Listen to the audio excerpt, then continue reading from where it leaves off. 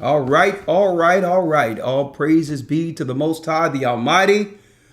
Ahaya Bahashim Yeshaya Waruah. That's right. Happy, blessed Tabernacle, brothers and sisters. Tabernacles. The Feast of Tabernacles. We are in the midst of the tabernacle. I mean, I've just left the brothers and sisters at camp. Man, I want to talk about this. I want to talk about how many are called, but few are chosen. One thing I realized, and one thing I was talking to the lawyer and the elders about, is that, man, you can't help but be grateful once the Most High has you or has one under a humble setting where the heavens are your roof, right? And the elements and the grass is your floor. This tabernacle showed me something being amongst the brothers and sisters, how humble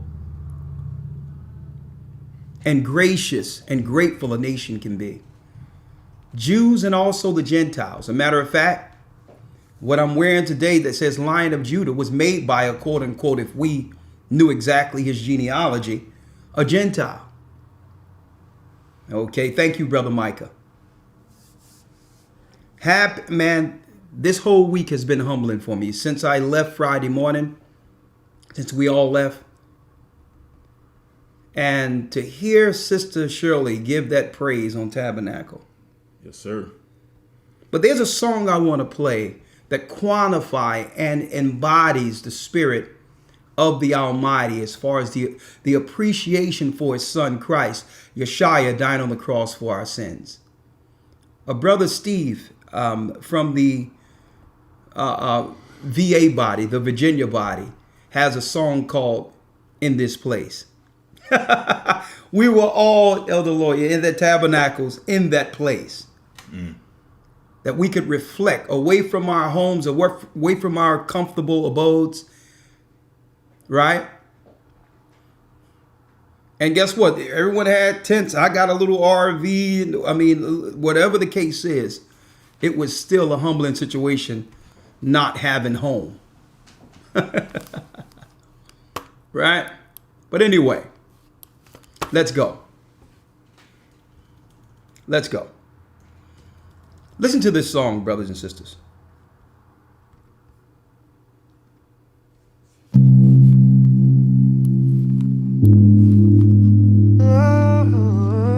We just want to give you thanks right now for all that you've done.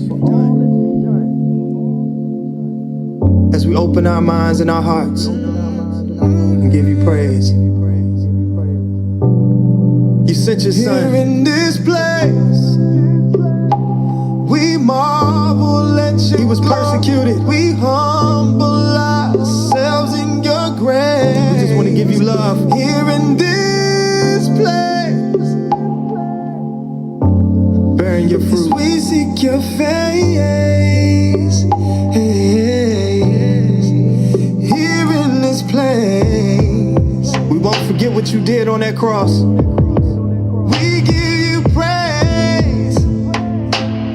Right now, we're just gonna open our hearts and our minds. Here in this place, we give you praise. All praises to our higher by Yeshua, Yeshua, Robo Wakadash, the Father, Son, and the Holy Spirit. Here in this place, we marvel at your glory. We humble ourselves in your grace. Here in this place, your face. Here in this place, we give you praise. Here in this place, we give you praise. Bless the Almighty. Bless him. Here in this place, thank the Most High. He hung on that tree, he bled, he died, he rose.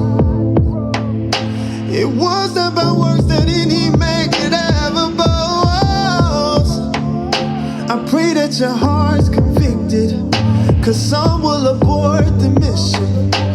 We will endure, we will enjoy as we walk in His truth. That's right. In His likeness, we will walk in His love, in His righteousness, bearing His fruit to the end of days. Reflect all His ways here in this place. We marvel at your glory. We humble ourselves in your grace here in this place. As we seek your face here in this place. Higher. We give you praise here in this place. Here in this place. We give you praise here in this place. We marvel at your glory. We humble ourselves in your grace here in this place. Higher. As we seek your face, here in this place. Here in this place. We give you praise. The link is right there if y'all would like to hear. The song is right there. Brother Steve from the VA body. Bless you, my brother. We give you praise. Oh, here in this place.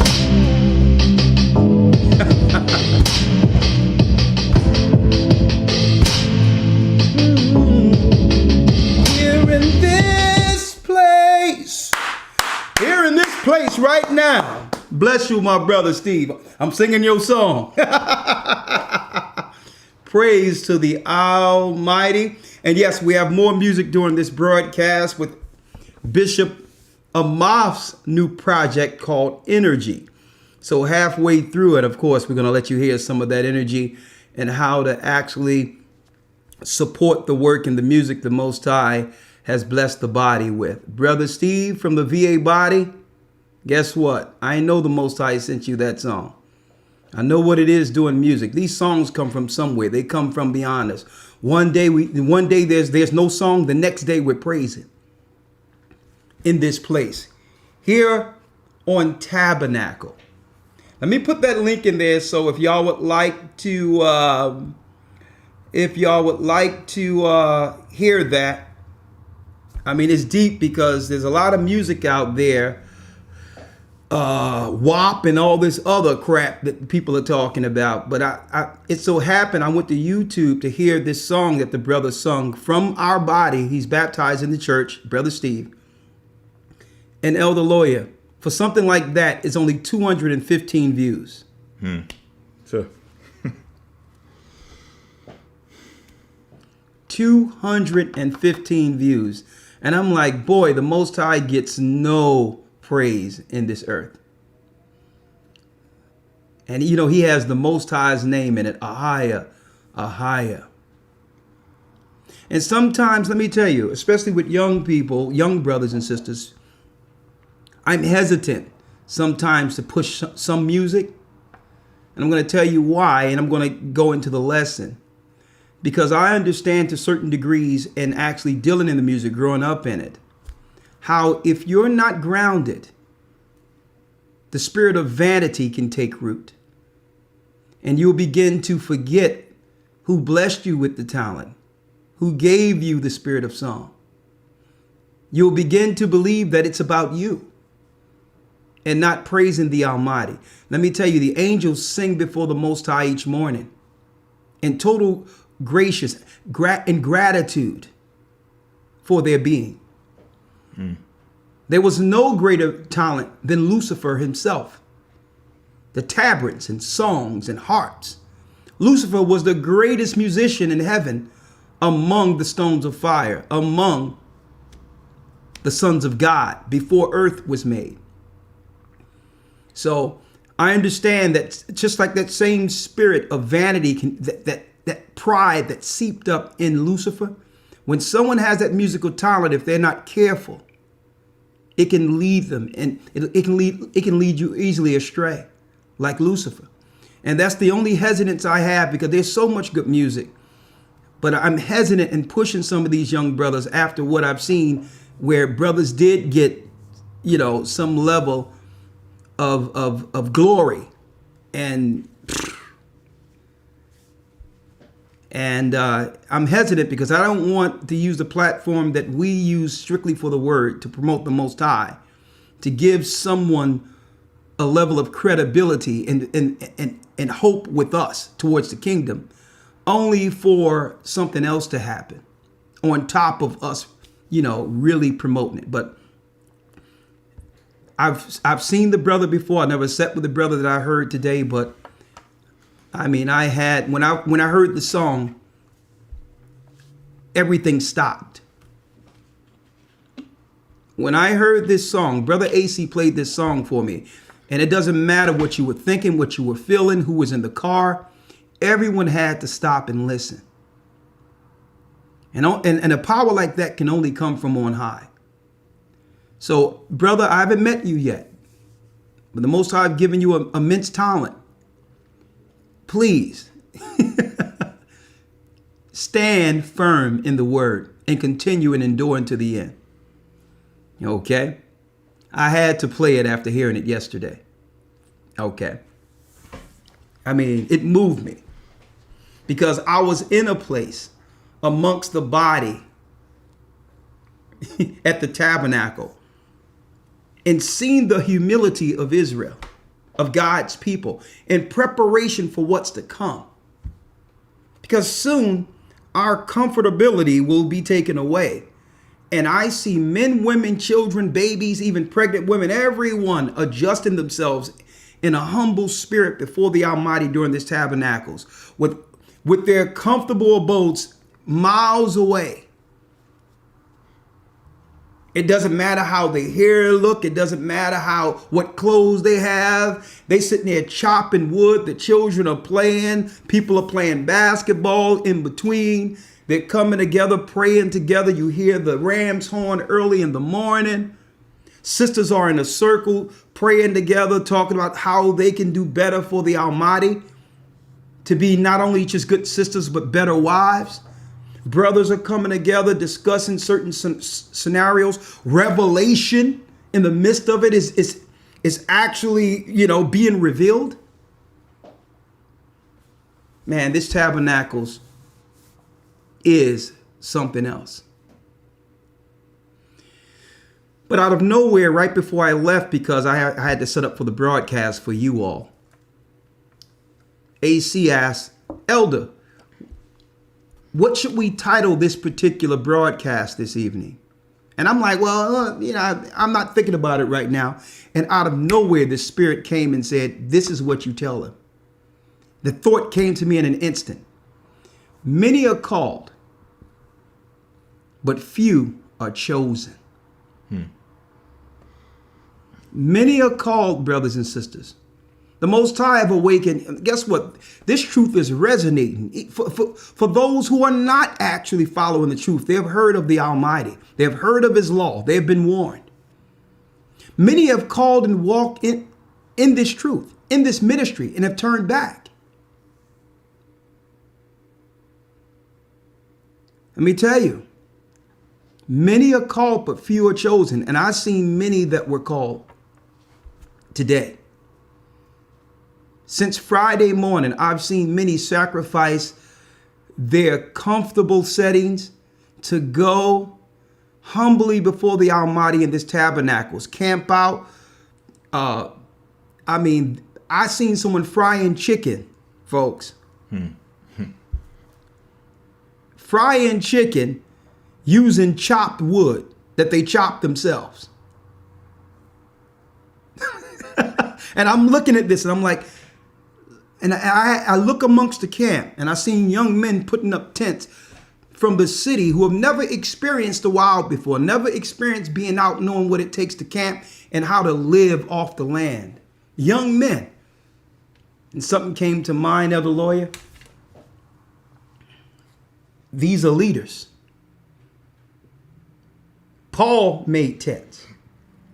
And our brothers and sisters, let me tell you, in a total humble spirit, are amongst the body, praising the Most High for life. And what it came down to is, and I had to ask this question, with many are called, few are chosen. Are we as a people or as an individual, are we grateful? Are we grateful for just what Christ did for us? Are we grateful for life? Are we grateful for our families, for our children, for the least of what the Most High have given us? Do we appreciate that enough? Or is it not enough? And I wanted to talk about that today.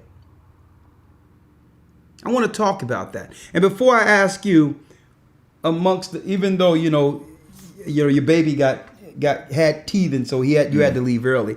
But I want to ask you what this experience did for you, just being out there, even for the small time you were there. And I want you to answer that. But before you answer that, Yes, one thing I wanted to say and get out of my mind while it's there, because it falls in line with this broadcast and the scriptures we're going to bring forth today. And hit the like button so that others can hear what we have to bring forth tonight, please.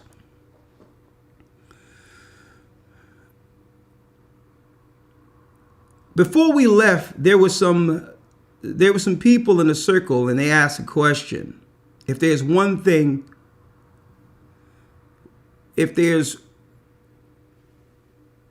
some advice that I would leave them with,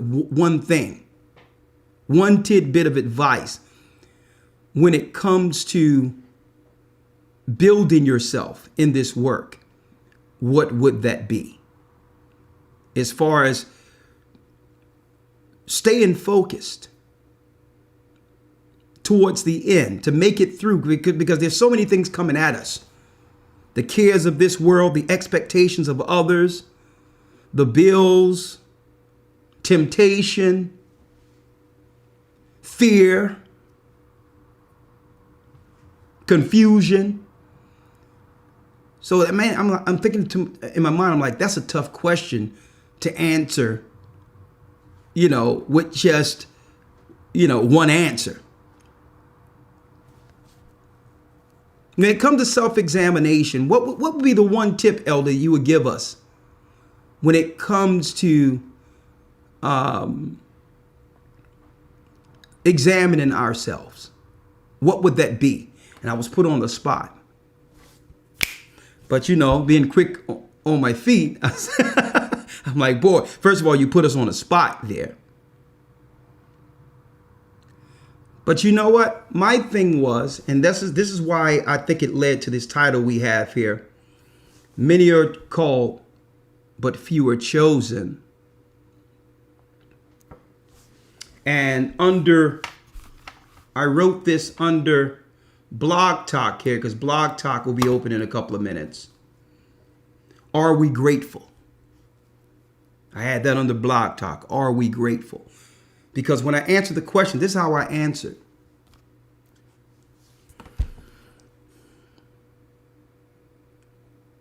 When it comes to serving the Most High, we can't serve two masters. So in a nutshell, never do anything based on someone else's expectations for you.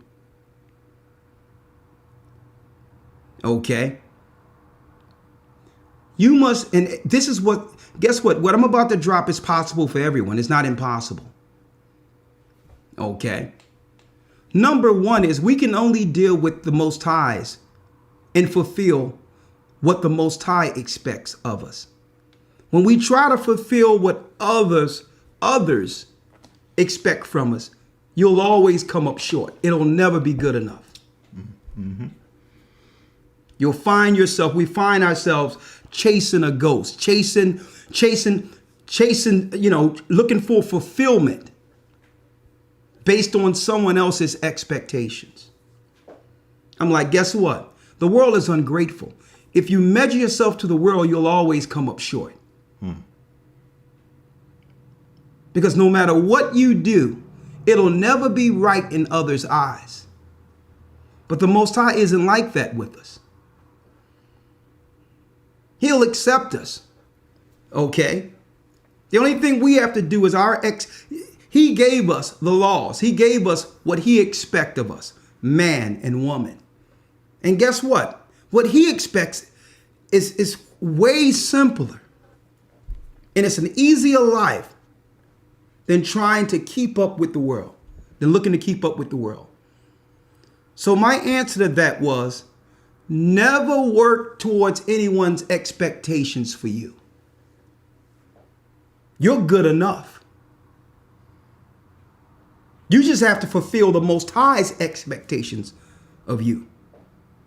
Because 9 times out of 10, the person you're trying to get acceptance from, what you see on the outside is really a facade. They're not fulfilled. Okay. So they have put up a facade to cover the void. And the void that's missing is the Most High. And you're chasing that facade. When that person, when they go in the house that you're trying to look to for acceptance to, that person isn't happy. That person is not fulfilled. Never go on a mission to fulfill someone else's expectations of you. You'll fall short every time. The Most High has His expectations. And if that's not good enough for everyone else, so be it.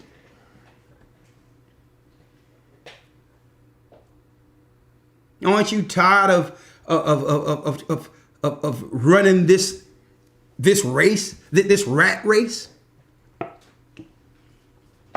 So when I seen that amongst the body, Elder Lawyer, segue into you getting this and tell me what it's done for you. Yes, sir. When I went around amongst the body and I seen our brothers and sisters out there, one sister had a full teddy bear suit on, a whole coat on. She didn't care about how she looked or what people were gonna think. She was warm. And I'm like, you know what? That's what it's about. She had a she had a onesie on. And her and her daughter, they were both comfortable. And I'm sitting there laughing. I'm like, you know what? Look at them. They don't care what no one think about them or whatever. They're warm. They're comfortable. They before the Almighty. They're drinking their tea together. And I'm like, where can you find this at?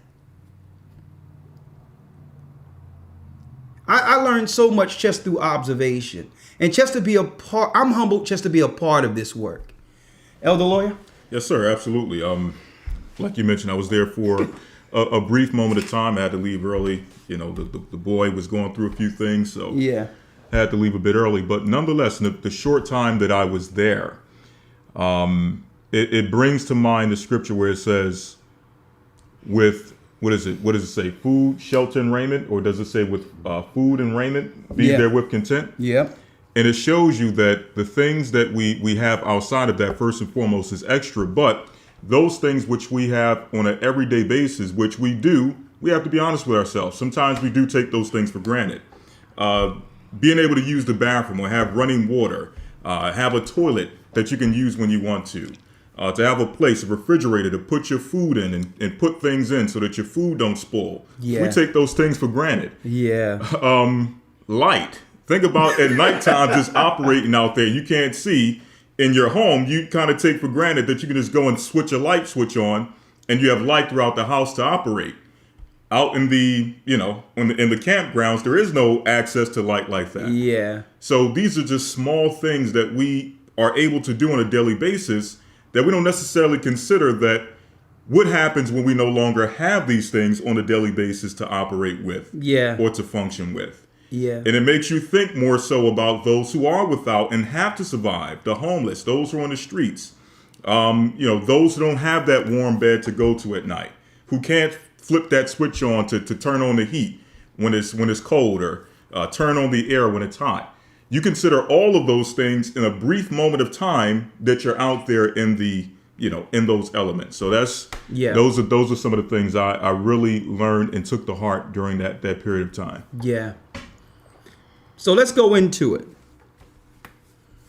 Many are called,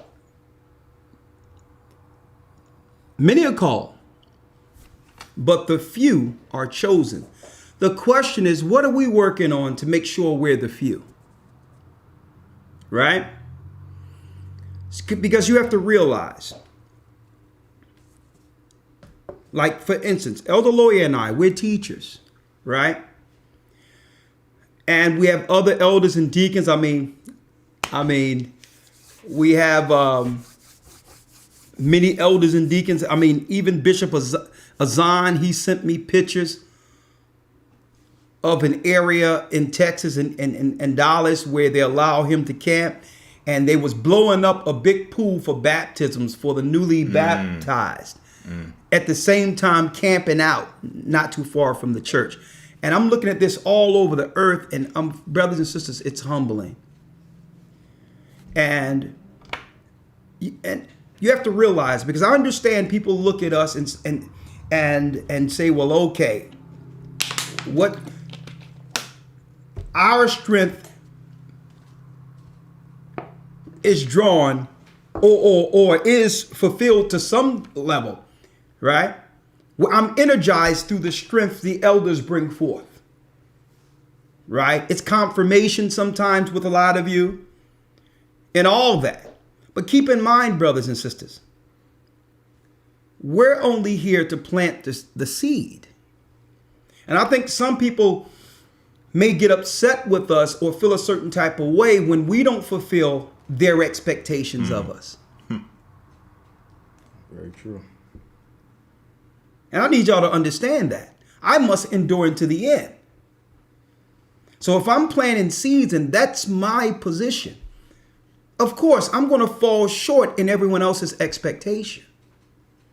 But that's what the body is about. The body is supposed to look at what's missing and add, so that it's not taken away from others receiving like you received. What I do and what Elder does and what you see us doing is our ministry in the body. And anything that'll pull us from making it into the end, we have to abstain from. We have to understand when it's too much weight, when we're being pulled backward to a degree in which, our making it can actually be in question. So I need y'all to understand that. And I wanted to be able to quantify that so that y'all can understand when we plant that seed and begin to water that seed each week when we teach and encourage, and we in the academy and we encourage dropping knowledge, we're forever watering that seed. But in order for that seed to grow to a degree in which you're rooted, that's your responsibility. It's your responsibility to make sure that that seed is nurtured and is rooted, so that if something come up, because troubles will come, offenses will come, all that will come, that you are actually rooted enough in Christ to understand to a degree in which it will not deter you from the prize. That no matter what goes down, it's not going to turn you around, and it's not going to have you turn your back on the original mission. That's your responsibility. That's what I'm doing. That's what I'm doing, because the prize is evident. It's before us, brothers and sisters. Many are called, few are chosen. And you have to realize, and we're going to go into these scriptures because it's important that you understand what you're responsible for. And when you take up that responsibility, it strengthens the whole. Right? Let's go, Elder Lawyer. Yes, A sir. few things I want to drop, and then we're going to open up the calls. Let's go. Yes, sir. Let's go to the seeds real quick. Yes, sir.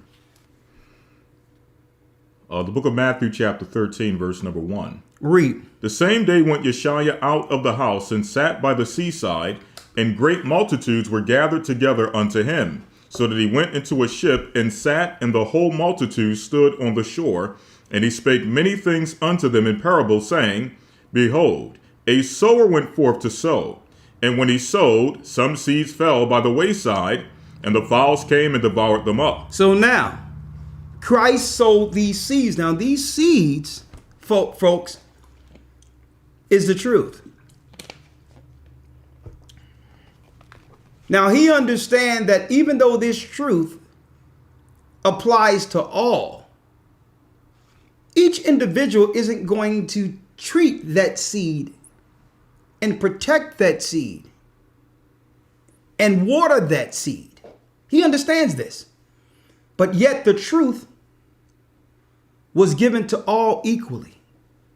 The same knowledge that was dropped on me to have me understand that I'm an Israelite and that Christ died on the cross for my sins and that I'm a prisoner to this mission is the same message that have been dropped on you.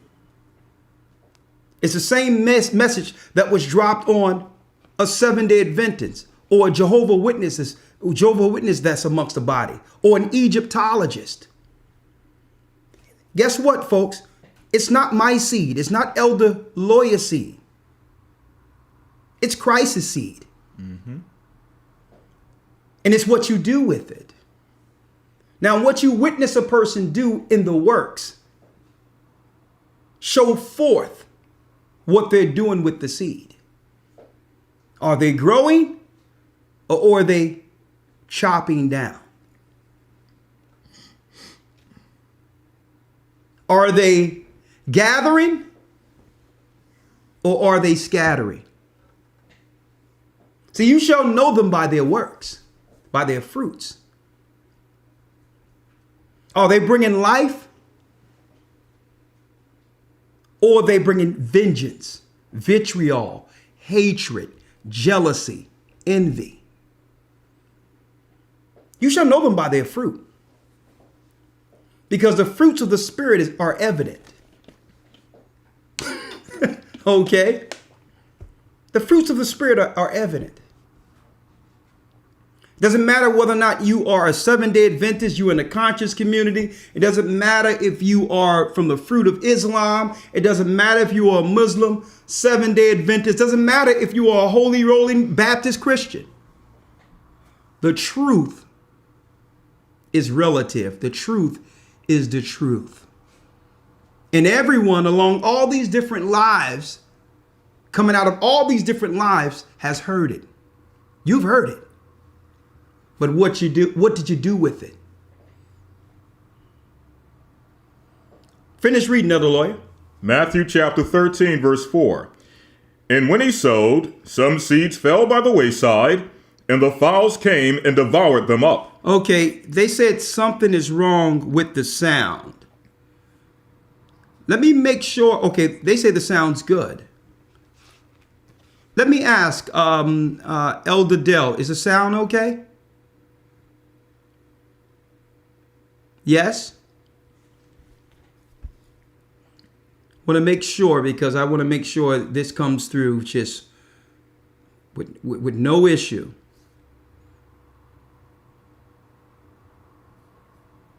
I'm sure it's okay. Okay, they say the sound's fine. Read that part again, Elder Lawyer. Yes, sir. St. Matthew chapter 13, verse 4. And when he sowed, some seeds fell by the wayside, and the fowls came and devoured them up. Some fell by the wayside. Why? Because no one did anything with it. So the fowls came and took the seed. Read. Verse 5. Some fell upon stony places where they had not much earth, and forthwith they sprung up, because they had no deepness of earth. Because they have no deepness of earth. Read.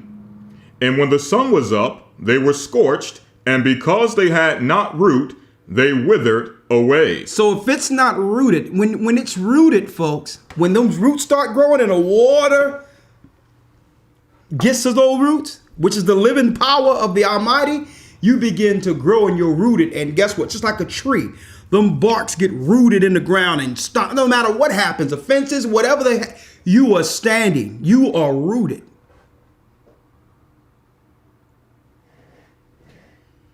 And see, I thank the Most High that he gave us the spirit of perseverance and are rooted.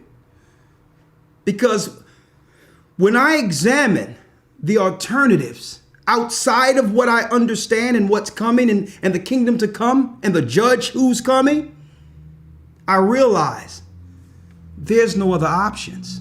There is no options for me. This is it. What I'm going to do?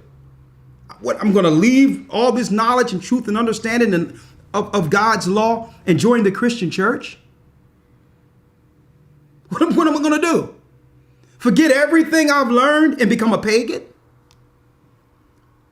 What am I going to do?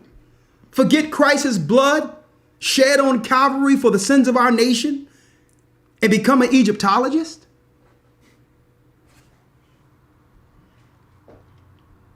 The reality of the fact of the matter, brothers and sisters, is there is no options. I don't care how much we try to run from it. If this isn't the truth, and what Christ provided in this word and his baptism, the revelation of the Most High's name, baptizing in the true name of the Almighty, get in direction from the heavens to serve him on the days appointed according to what happened even before the flood, I realize, where else can I go? What else could I teach? Why? Because I'm rooted. Guess what? I'm 2 feet in. I'm digged in like a tree planted by the water. And I don't care what comes at me, who say what. Guess what? I'm standing. I could care less. A matter of fact, I would feel something is wrong if you're not talking against it. And I'm going to go there too. I would feel something wrong if there wasn't adversity. We must stay rooted in this hour of temptation. Let's break down these seeds. Let's go. Yes, sir. Jumping down to verse 18. Hear ye therefore the parable of the sower. When anyone heareth the word of the kingdom and understandeth it not. That means someone, let me tell you folks, you have someone who can't refute truth. Like I said earlier, truth is relative. There's no such thing as my truth. Truth is truth no matter who hears it. 2 + 2 will always add up to 4. That's the truth. I don't care how many people try to look at it sideways. Well, suppose one is held over there and the other one is over there. There's really one, but you put it together. But 2 and 2 equals what? 4. Truth is relative, and that's what Christ is. See? So you will hear that truth, and you will have people who will know what you can prove what you're teaching is correct. And because of someone's life and their circumstances and realizing exactly what they need to give up,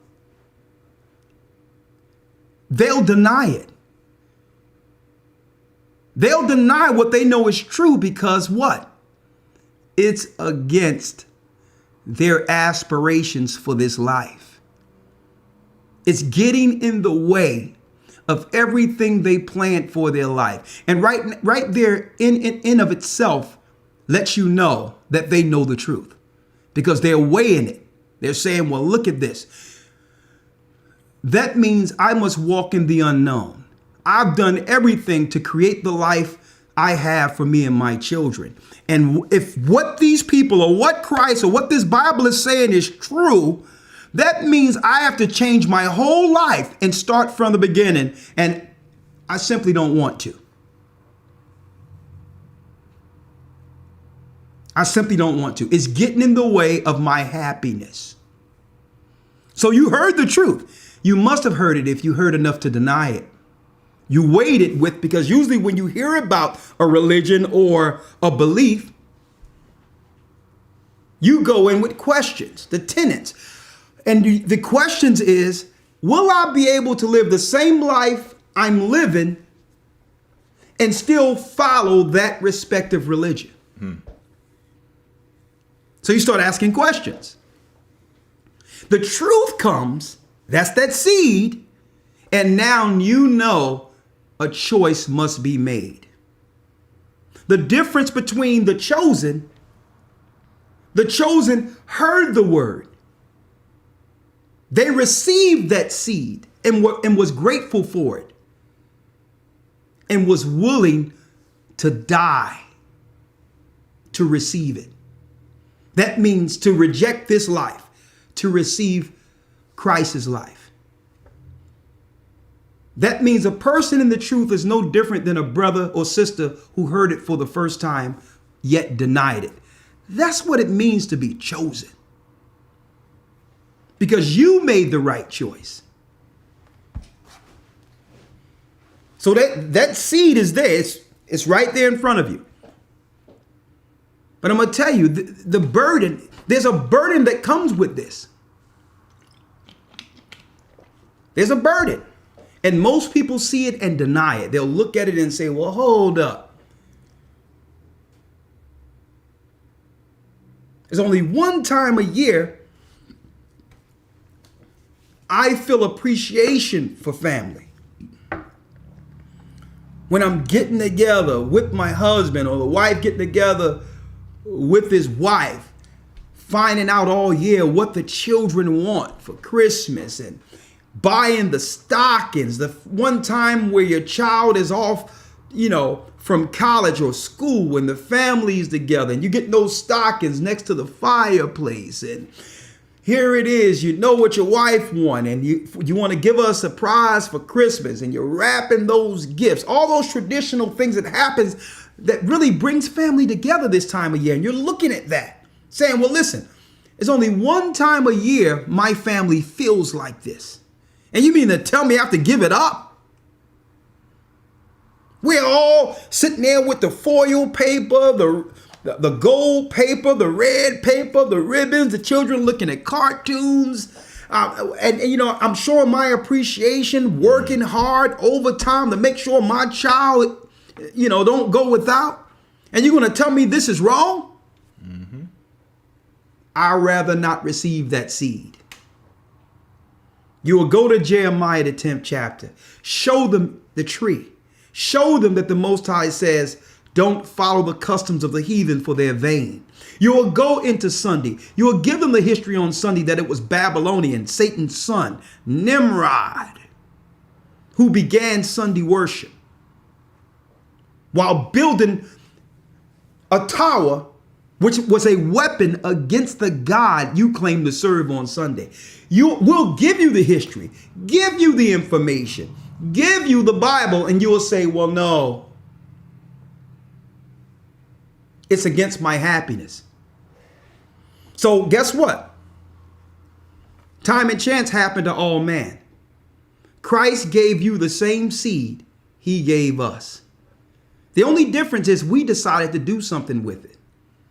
We didn't decide to weaponize it because we know the truth and become Pharisees and scribes and browbeat the servants and hurt people. And no. We actually bring forth the Spirit or the fruits of the Spirit. And with the fruits of the Spirit, deliver the word of God. And you have received this the same way we've received it. When I received my seed, folks, it was on some serious stony ground. I learned the truth of who I was by Pharisees. Pharisees taught me. People who denied the baptism of Christ. But I wasn't going to stop serving Christ with that original seed I received just because I received it on stony ground. Because I understand that the Most High could use anyone to deliver that seed. It's what you do with it. I wasn't going to let what men did or what men do stop me from appreciating or not being grateful for that seed that was sown in me. Or I would believe that that truth was of man. I would begin to be angry at man for not being right and man not doing this and man. No, I'm in appreciation of that seed of truth that came through those men. But I didn't know it was the Almighty that sent the seed. And it was upon me to do what's right with it, regardless of those men. So what I wasn't going to do when the Most High gave us a ministry was to set up a ministry to hate the Pharisees. Let me talk about this group and this, that, and the other. And this is the group. And the Gathering Christ Church become the, let me talk about this and let me talk about that group and let me do this. No, we began to teach Christ in baptism to do what? To plant that seed for the kingdom of heaven. So the question is, many are chosen. Guess what? Many are called. He called all of Israel. Every person in this earth heard about Israelites. Whether or not you want to accept it or not. You've heard the fact that we're the children of Israel. It doesn't matter what religion you're under. And it doesn't matter whether or not you are Israelite. Gentiles have heard it. What are you going to do with that seed? Are you grateful? Let's finish reading, Elder Lawyer. Yes, sir. Verse number 19, when anyone heareth the word of the kingdom and understandeth it not, then cometh the wicked one and catcheth away that which was sown in his heart. So every time someone received the truth, understand evil is present also. Someone is, or a spirit is looking to discourage you. And we've been disappointed as a people so many times. It's to a degree in which we cannot even receive the truth unless we think that it must be a con game. There must be something. Truth just can't. I'm not supposed to receive truth. Mm-hmm. And I'm definitely not supposed to get truth from black people. There must be an angle because these people aren't white. Where's the angle? There is no angle. You got the truth, but what are you going to do with it? What are you going to do with it? Because Christ said, listen, when someone has a light, they don't put it under a table. They put it on top of the table for all to see. So when that seed have taken root, works are produced from it. Works towards the kingdom of heaven. Righteous works. Works that when someone hear the word and apply it, they are a better person today than they were yesterday. Even if it's abrasive, even if it's something I don't fully accept, I can't stand what you're saying. But in your heart, you know, what they're saying is right. Even Christ spoke with one that had authority. The authority was truth. That was the authority. Because people, before that, people like to do what? Be politically correct, say things just to be accepted so that everyone can accept it wholly because it's non-abrasive. Nah, the truth is the truth. And that's what distinguished or severed or separated Christ from the rest. Every time he spoke, it was truth. And that was the authority. But people can't accept truth. So because they couldn't accept truth, and he shined a light on darkness because everyone liked to be coddled, people got together and began to conspire and lie on him and tell people that the miracles he's doing is of the devil. It's of Satan. They was able to rally up a mob to a degree in which they would kill the only truth on earth at their time. Why? Because the truth hurts. Listen to this clearly here. Listen to these seeds now. Read. Yes, sir. Verse 20.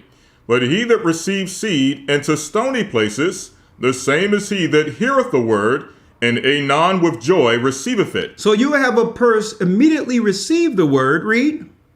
Yet hath he not root in himself. But he have not root in himself. These are people who can listen to something and say, yeah, that is deep. I do agree. You can agree, but guess what? You have no root in yourself. You haven't watered that seed. You haven't studied. You haven't built on the knowledge that was dropped. So this person stays stagnant in the same place as time passed by. They're getting older, only in age, but not in the wisdom of the Almighty. And they're wondering why they can't produce anything. Because what the Most High gave you, you should be able to move mountains. But it's what you do with the seed. See? Listen to what I'm showing you here today, brothers and sisters, during this time of tabernacle.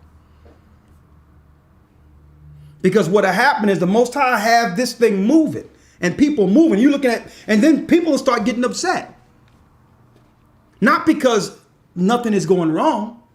That someone doing something wrong to them, because they see progression while they're stagnated. They're sitting still. And now it's frustrating them. And then they're blaming what's already moving.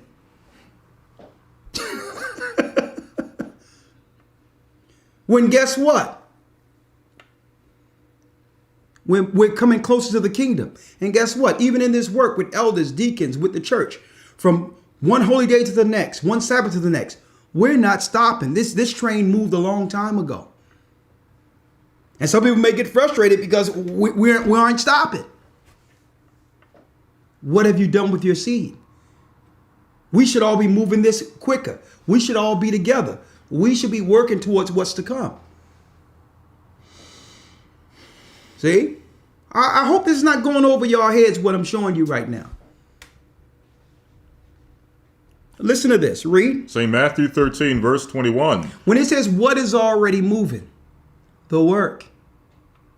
The plans towards the kingdom. The preparation. Good question. The preparation. We're going to go into that. Some of you may have missed the lesson we did. And I'm going to put up a clearer copy of it in case y'all, I made sure I downloaded a recording on my video, on my computer, in case the internet wasn't working right. That's why I had to come to the church to do the broadcast. And we broke down the parable of the 5 wise and 5 foolish virgins. How the Most High, through Christ, gave everyone the same truth, but 5 did what was right with that oil, and the others wasted time. In that oil is a preparation to get from one place to the next, to get to the door. And what I broke down last Sabbath was, hey, Christ is the porter at the door. Okay, he's the porter at the door. We're just planting the seed. Now, if we're preparing and doing what we have to do as a body, and you're not, when it all comes down, you can't blame us for only having enough for those who are preparing with us. Because this thing ain't some spaceship coming down to take us someplace, folks. Mm-hmm. This is going to take real-time preparation on earth like it did before 70 AD. And Christ used his church to do it back then, and he's going to use his church to do it now, in this time. No spaceship is going to pick people up. Faith without works are dead, folks. I'll put that out there. And many people will be like, well, okay, the Most High, the angels said he's going to the angels. He's going to have the angels. What are you talking about, the angels? Don't you understand how the angels work? It tell you in 2nd Ezra, the 13th chapter, when the 10 tribes came over the waters, that the Most High held still the waters. Who held still the waters? It was the angels who made sure the waters stayed still while the ships sailed on the oceans.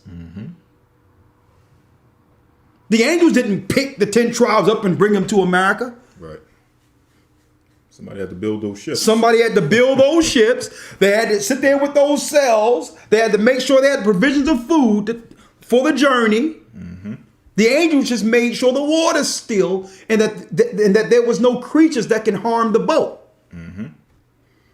That was the angels guiding the righteous. But faith without works are dead. If you think you're going to get out of what's coming without physical works, you have another thing coming. And not to get off too far into this, Yeah. let's say hypothetically, this is a big hypothetical, that ships were coming to pick people up.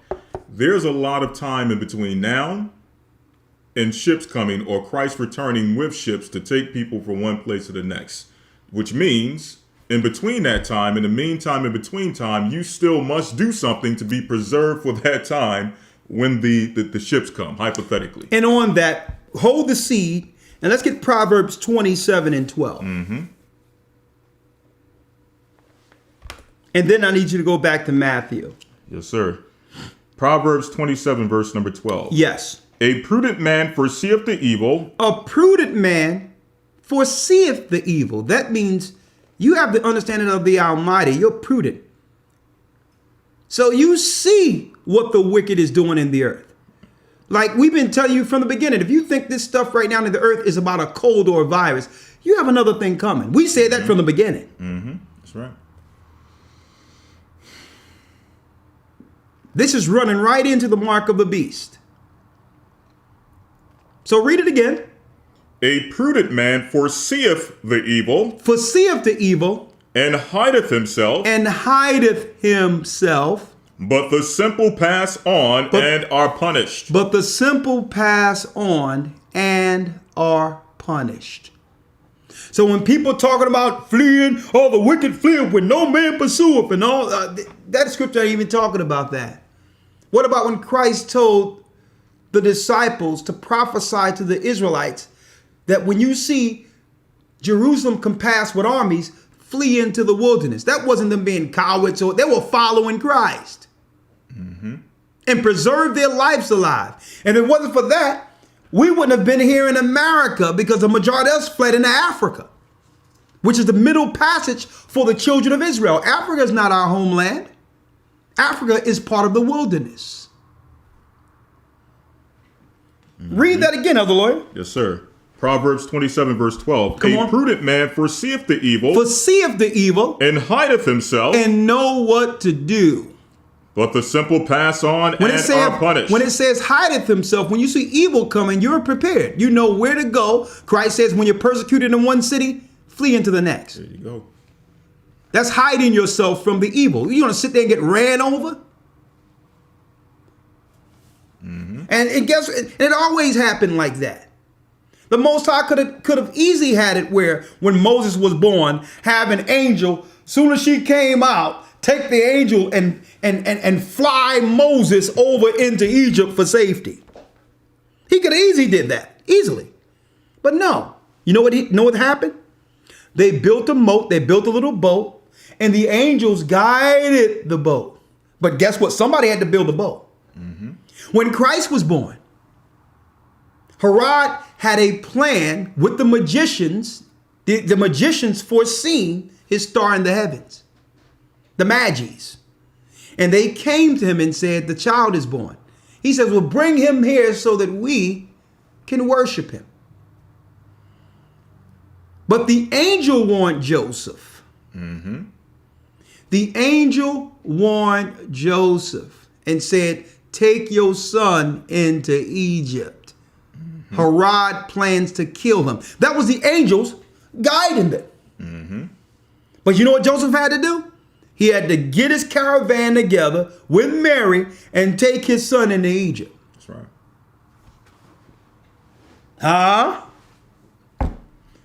Come on, Elder Lawyer. Yes, sir. Going back to Matthew 13. If I can mention one more thing on that. Yeah. You know, a lot of that foolishness, in fact, two things. A lot of that foolishness that people were putting out there, fleeing when no man pursueth, the wicked flee when no man pursueth, that stuff sounded good 7-8 years ago when we was first bringing this thing out. Yeah. Now, a lot of people are, you're hearing different things, and people are talking about trying to get land and trying to move and do certain things because it's obvious that in order to escape some of what's going on, even though we know it's going to take over the whole earth, we know all of that.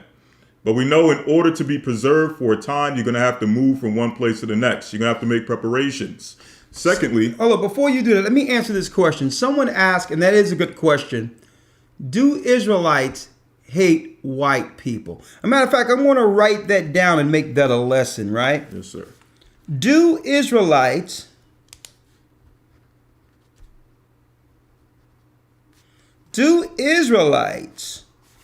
hate white people?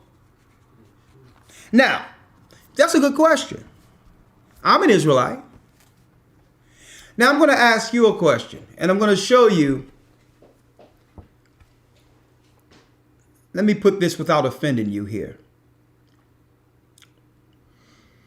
I'm going to show you how, and I have to say it, how simple that question is. I had to do it. I'm going to return that question with a question. Do white people hate black people?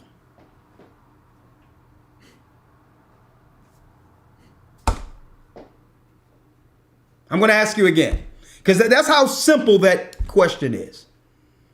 Do white people hate black people? And if you're white, you're going to answer, well, not all white people, right? Mm-hmm. See, what happens is someone bewitched people into believing that being an Israelite is a religion. Mm-hmm. That's right. When Christ was an Israelite, Christ didn't hate white people. The disciples were Israelites. Paul was an Israelite from Benjamin, Romans 11th chapter. He didn't hate white people. Even the Sadducees and scribes, they got their power and position from Rome. Even the Pharisees didn't hate white people. And they were Israelites. So that's a simple question. It's a ridiculous question. Because all white people don't hate black people. Therefore, the educated way of looking at this is understanding that Israelites are the people of the Bible. And if it wasn't for these people of the Bible, there would not have been an extension for the Gentiles to be saved or to come in under the power of Christ's kingdom being taught by Israelites. So if Israelites hated white people, there would be no white Christians. It was our forefathers that converted white people. Got it? Now, are there people that hate other people, hate other races of people in every race? Absolutely. Are there Israelites that hate white people? Yes, and they'll tell you that too. Mm-hmm. The Israelites that hate white people will tell you that. So it's totally an uneducated question when someone asks, do Israelites hate white people? It's ridiculous. All Israelites aren't the same, just like all white people aren't the same. Okay, now it's whether or not you're willing to take the due diligence to understand that. Okay, all Israelites don't believe the same ideology. The same way the Catholic Church don't teach what the Protestant teach. Okay, you can have the same race of people, but they vary in doctrine. Well, the same thing with Israelites. We're the Israelites who follow Christ. We convert Gentiles. We accept Gentiles. And I don't care what color they are. They can be white, Chinese, whatever the case is. It doesn't matter their race, as long as they're willing to follow the true living God. Our position is to sow seed. That ain't in us to hate anyone. Hope you understand that. We will baptize you to do what? Yeah, to cover the sins of your evil forefathers. Okay, they were wicked.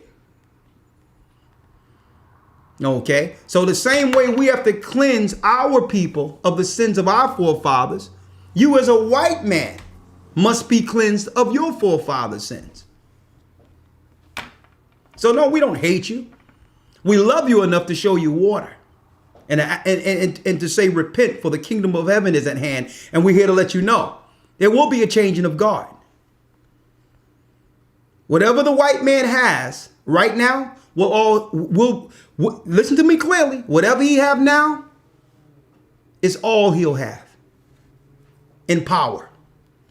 Christ is coming back to take his power. And it's not because there's some hatred here. It's because if Christ didn't return, and if we didn't bring the light of Christ, if the world didn't change, or we didn't sever out through Christ a remnant, no one would be left. There will be no black people or white people after Satan does what he plans to do. So you better thank the Most High that Christ is coming back and that there will be a changing of guard, because guess what? Esau has destroyed everything. If you know who Esau is the white man. He destroyed everything. So because of our love and Christ's love, he has sent a ministry that can baptize us as a remnant for the kingdom to come. Hope I answered that for you. Go back to where you are, Elder Lawyer. Yes, sir. Yeah. This is the book of St. Matthew, chapter 13, verse number 21. Yet he have no root in himself, but dureth for a while. So you have people who would endure for a while. They know the truth. They will endure for a while. Read.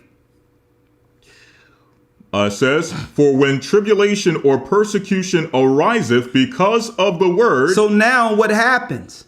You have people who know the truth, but what happens? For when tribulation or persecution ariseth because of the word. Because of the word, that means they may disagree with something. Read. Mm-hmm. By and by he is offended. And that person become offended. Now, if they look back before the offense and was a look at it, they always receive love amongst the body. They've always been treated with care and love, regardless of their difference in philosophy or where they went and found something else. When they go back to their experiences amongst the body, they'll tell you, yeah, I was always treated like a brother in Christ amongst them. But by and by, from the word, that means they may disagree with something and not willing to make the time to get understanding. Satan to take that one inconsistency, that one area, to put a wedge between brothers. So the person will become offended. Not that you did anything to him. He'll become offended because you're not going to teach what he wants you to teach. But then we have to respond back with, well, hold up, brother. What we taught led you to the water. What we taught led you to view and understand your sins against your God. What we taught you was truth. That's why you asked and was compelled to be a part of the body. We didn't ask you. So if it worked for you and compelled you to be amongst the body, why should we change now? Why should we follow a doctrine the Most High saved us from? We're not like dogs going back to our vomit. We're not going back to the Christian church. What, you want us to not follow God's law anymore? No. You know what we're going to do? We're going to continue. And life will go on because we were doing it before we knew you. We were brought with a price. And none of us aren't that important. Ye that endure unto the end, the same shall be saved. It could have been you asking to go to the water, or it could have been someone else. We would have put you in the water. What you did with that seed is on you. If it was good enough to where you tracked us down and email and phone and here it is, we didn't go looking for you. Mm-hmm. That's right. So if it was good enough then, what changed? We didn't change. We're doing the same thing we did when you asked us to baptize. The change came in you. That seed that we had from the beginning, we're still here with it. And we're not looking backward. So the question is, when one is offended, Christ points out that seed. They begin to do what? Begin to speak against, backbite, harm, put stumbling blocks in front of others. We become their enemies. After we didn't do anything to them. We're teaching now what we taught them when they ask us to put them in the water. Mm-hmm. And they have made us their enemy. I need y'all to check that out, folks. And you know what we do? Keep on pushing. That's right. We didn't know you before, and we're going to keep on going. Because we're going to do what we need to do with this seed. Mm-hmm. We're going to finish. That seed led you to a point, and you came here for baptism, and we were still moving. The question is, what you're going to do with your seed? Mm-hmm. That's the question. Are you grateful that it took work to get to you? To a degree in which you would hear the truth and be convicted and ask to receive repentance through baptism. And we were there to actually put you in the water. Are you grateful for that? Or did you think it was all about you the whole time?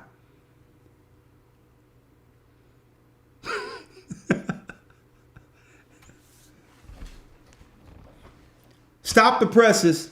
Everyone stop the presses. I don't see something. So heavens must stop. Prophecy must stop. Everything must stop. I'm so important that the heavens must stop until I get some understanding. No, you sit right there. Mm-hmm. You sit right there with that seed and see what happens to it. We're moving. Mm-hmm. Finish reading, Elder Lawyer. Yes, sir. Verse 22. He also that receives seed among the thorns is he that heareth the word. You'll see people who hear the word. In the care of this world and the deceitfulness of riches. See that? The care of this world. Because guess what, folks? What happens is you've always had aspirations and goals within this world. So what happens? No sooner as the Most High reveals the truth to you, an opportunity comes out of nowhere, and you don't ask where that opportunity came from. All of a sudden, the whole life was a struggle up until this point.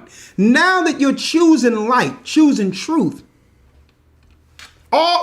everything you've always aspired to be in the world is presented to you. And you don't ask a question like, isn't that convenient? Before Christ's ministry, before his baptism, he was taken up into a high mount and was shown all the glory of the kingdoms for this world. And Satan said, if you bow down and worship me, you don't have to wait to be king. I'll have you king over all empires.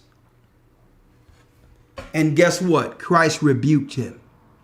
Every time that seed is presented, brothers and sisters, something comes up that you would have never had the opportunity to indulge in beforehand.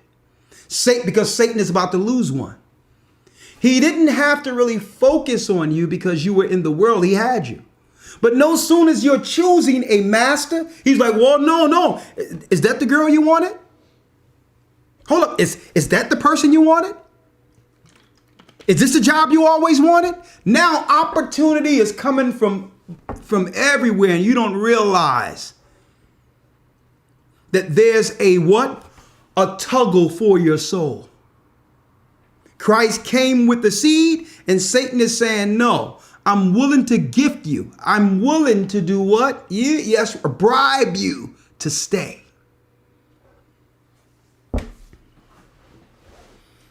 You should have seen all the offers and everything that was offered to me when I wanted to go out and teach. Every Saturday I would, even no matter what the adversity I was going through, I would be out there every Saturday. And here it is, I put my resume online, folks. That's when there was this thing you can go online because I had my insurance licenses, I had everything. Folks, you wouldn't believe some of the offers I was getting just to be tied to a job. And I'm like, hold up. I always wanted this position, and now 20 of these positions are open for me.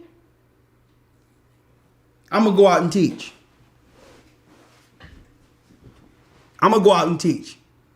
I'll just sit down afterwards and sit amongst the brothers. And I used to take y'all. We used to go sit. We'll go to a restaurant and we'll eat together and we would break bread and just talk. And you know what? I'm like, you know what? This is what I was made to do. I was born to do this. And I'm talking about upward 6 figures, folks, with bonuses and all that. All in my email. I'm getting all these different offers for jobs. Christ tell you about that. Like I'm saying, I'm not talking, brothers and sisters, this experience I'm talking about happens to everyone. Everyone has the same experience because Christ had that experience at the Mount. And it happens to all those who've received that first offer, that seed from Christ.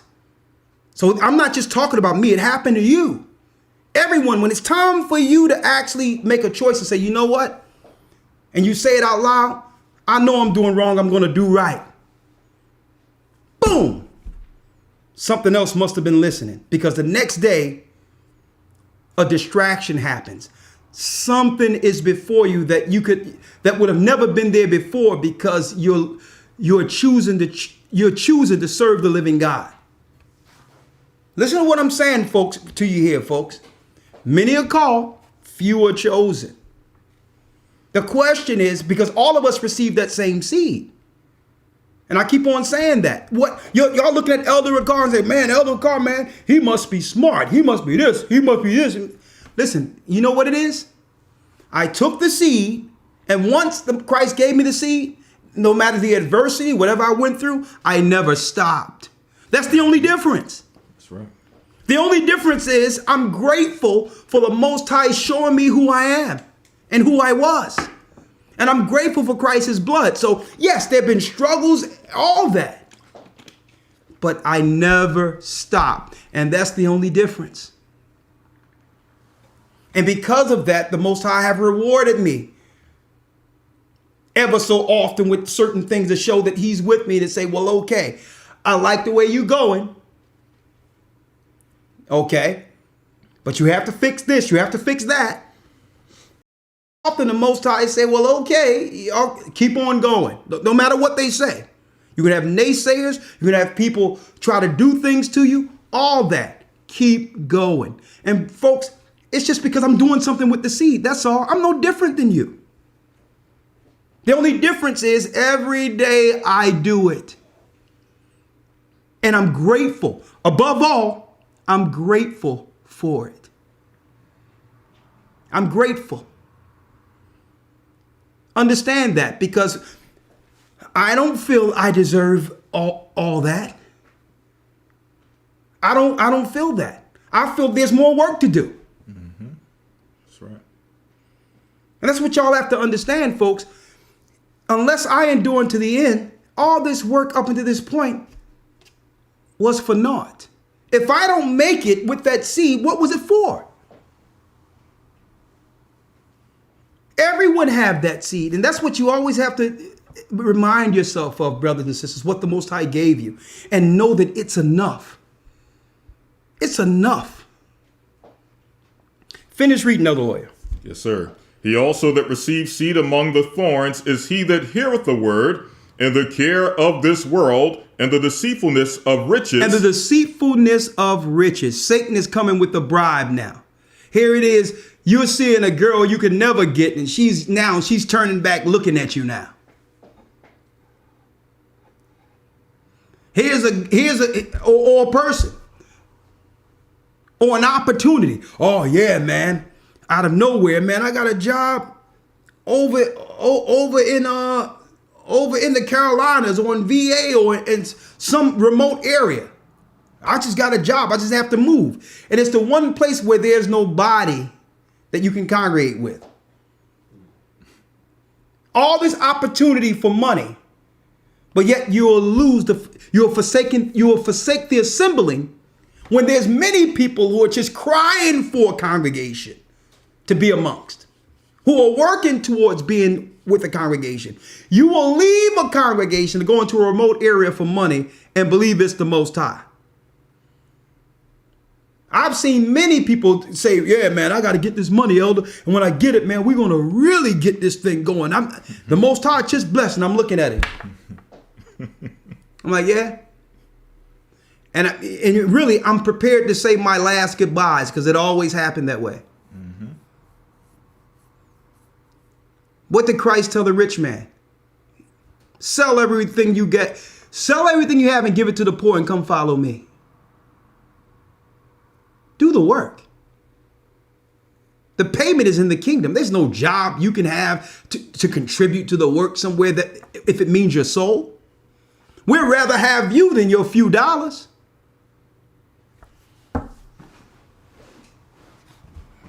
We'd rather have you. Satan is trying to separate you from the life source, which is the body. See? Finish reading, Elder Lawyer. It says, but the cares of this world and the deceitfulness of riches choke the word, and he becometh unfruitful. And he becometh unfruitful because what? Chasing money and chasing the cares of this world. What happens? You have less time with the Most High. You have less time now because you're working all day. Satan in this kingdom require all your hours. You just have enough time to kiss whoever you're with and go to sleep to slave the next day. And each day you're losing life. You're losing precious time. And then Satan is like, well, that's good. That's fine. Keep working, my son. 70, 80 hours. Go ahead. Don't have time to pray. No time to read. No time to study. That's what we need. Matter of fact, I'm going to have a CEO, an all CNI CEO come sit down with you and give you a little raise, a little bump. See? The cares of this world and the riches choke you to a degree where you're unfruitful to the Almighty. So what do you do with that seed? That seed is choked. It bears no fruit. It dies. This person becomes stagnant. And when they become stagnant, they become indignant. The family begin to speak to him and say, yo, you was in the Bible, you was this. You thought they weren't looking. They start asking you questions. And then you come back and say, well, yeah, I'm over that. That was a phase, Mm-hmm. Well, anyway, right. You know what I mean? I'm glad I've been separated because now I'm starting to see something deeper. Man, what you were saying about those guys and I'm starting to see that now. Mm-hmm. And then you look up, guess where you are? Alone. Destitute. You know it. You know no one did anything to you. You're alone. No friends. And now you're looking to blame us when it was your choice to choose whatever. We were working. We were still here every Wednesday. We were still here every Sabbath. We were still with the meetings with the deacons. We were still preparing for what's to come and had no idea that some individual took another path.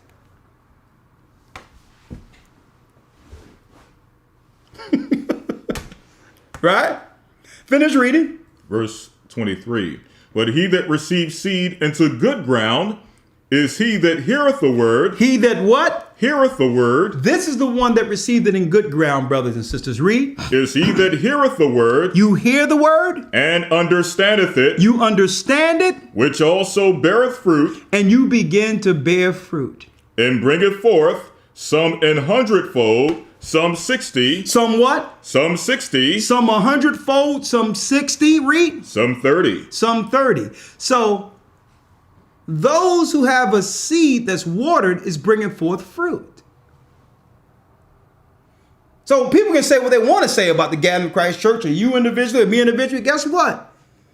I'm doing exactly what Christ commanded. I'm bringing forth fruit.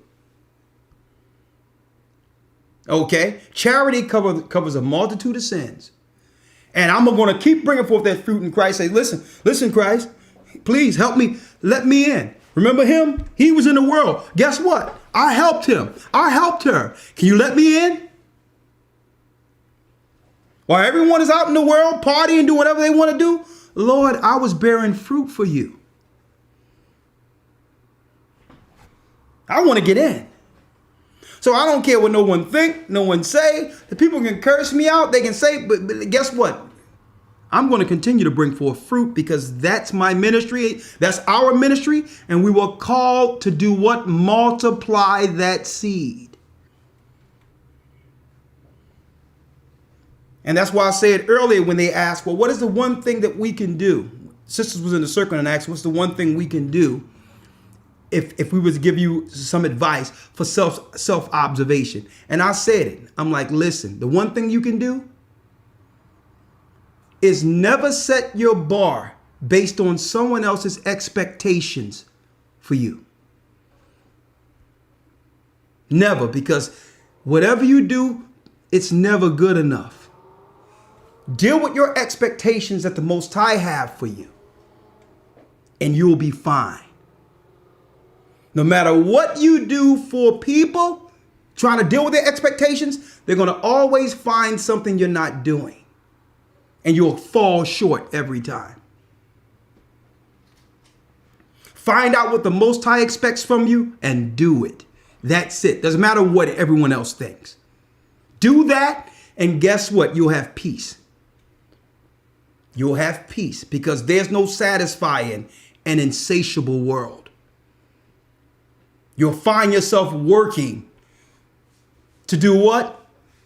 To actually get some type of confirmation from sinners, from evildoers, from those who hate God. And the world put way more expectations on you. No, that's what I told them. Especially the sisters. I'm like, sisters, listen. Find out in the Bible what the Most High expect from you and fulfill that. That's it. Because the world will have you chasing your tail. You'll always fall short. You'll always fall short chasing the world and in the world's expectations for you. Because what? None of us are good enough. That's why I said it. Because you can do everything. You can work hard. You can do this, that, and the other. And guess what? The same people you're doing it for don't even appreciate it. They won't. And now what's happening? You becoming bitter. Your faith is being shaken. Lord, I'm doing all this for everybody and look at me. No one looks out for me. No one, you know why? Because you was doing it for them. You was trying to meet their expectations without meeting the Most High's first. That's right.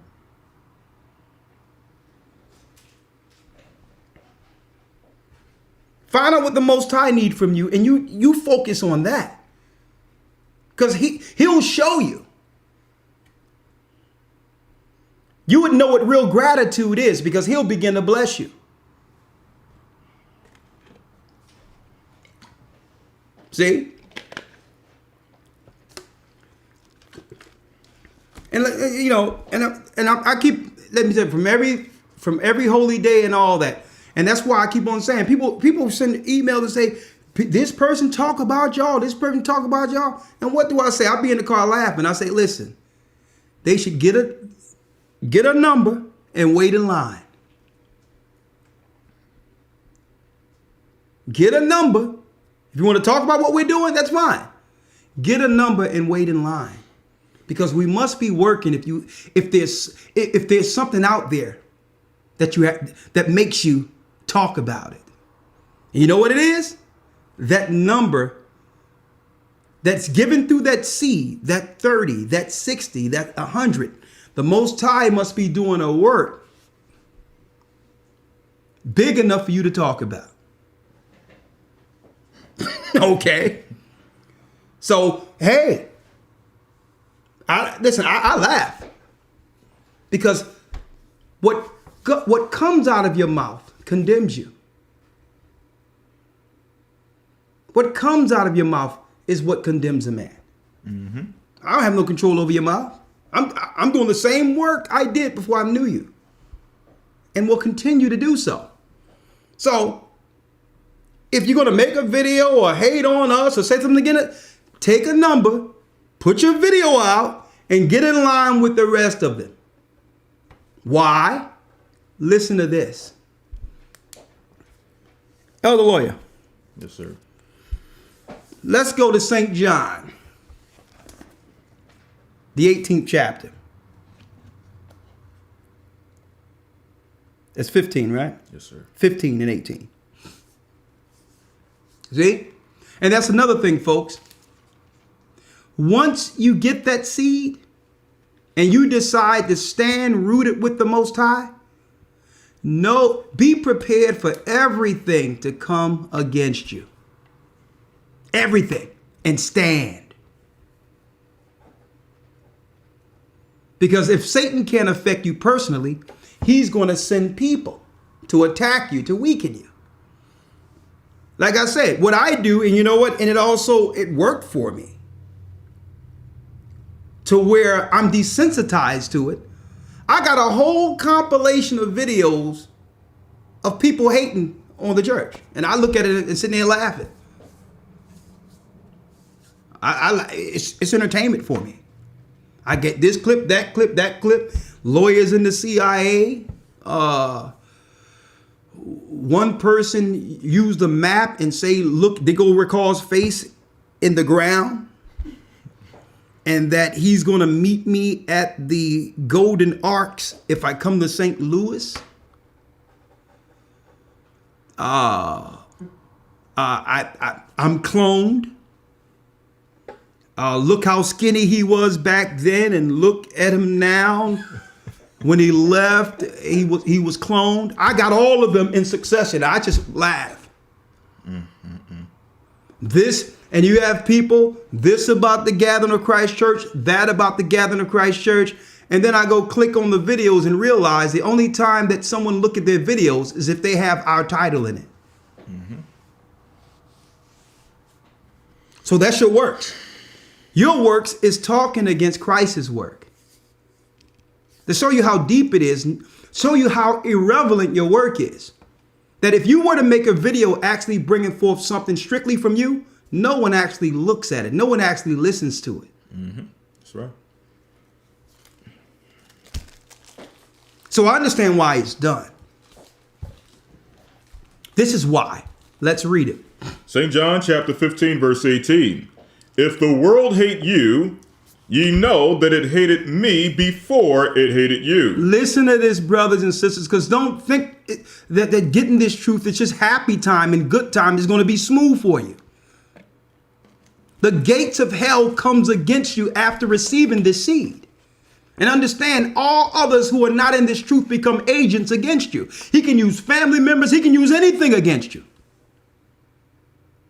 So Christ is preparing his elite, his righteous elite for the kingdom, and saying, well, listen, with this truth, especially you sisters, because sisters are more sensitive, you have to have tough skin. People that you thought was in your corner are going to turn their backs on you. You're going to look at a person and you're going to be able to see the demon on them. They're not even who they were or who you grew up with.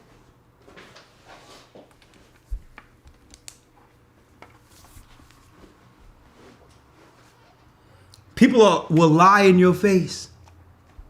They'll be there the whole time. Yeah, brother. With what you did and all that. Thank you. Thank you, elder. Man, listen, I'm here for the long haul. That's right. I'm here. And I'm like, yeah, brother. It's all good. That's right. It's all good. Because listen, I appreciate it, but it's lip service. Because ye that endure unto the end, the same shall be saved. There you go. Little children, love not in word, but in deed. That's right. Let your actions talk for you. And see, and this is what Christ was talking about, because Christ was sitting there saying, yeah, this night someone will betray me. And Judas was the first one. Is it I, Lord? Is it I?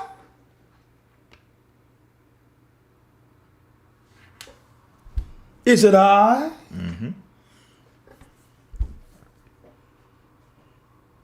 He was right there.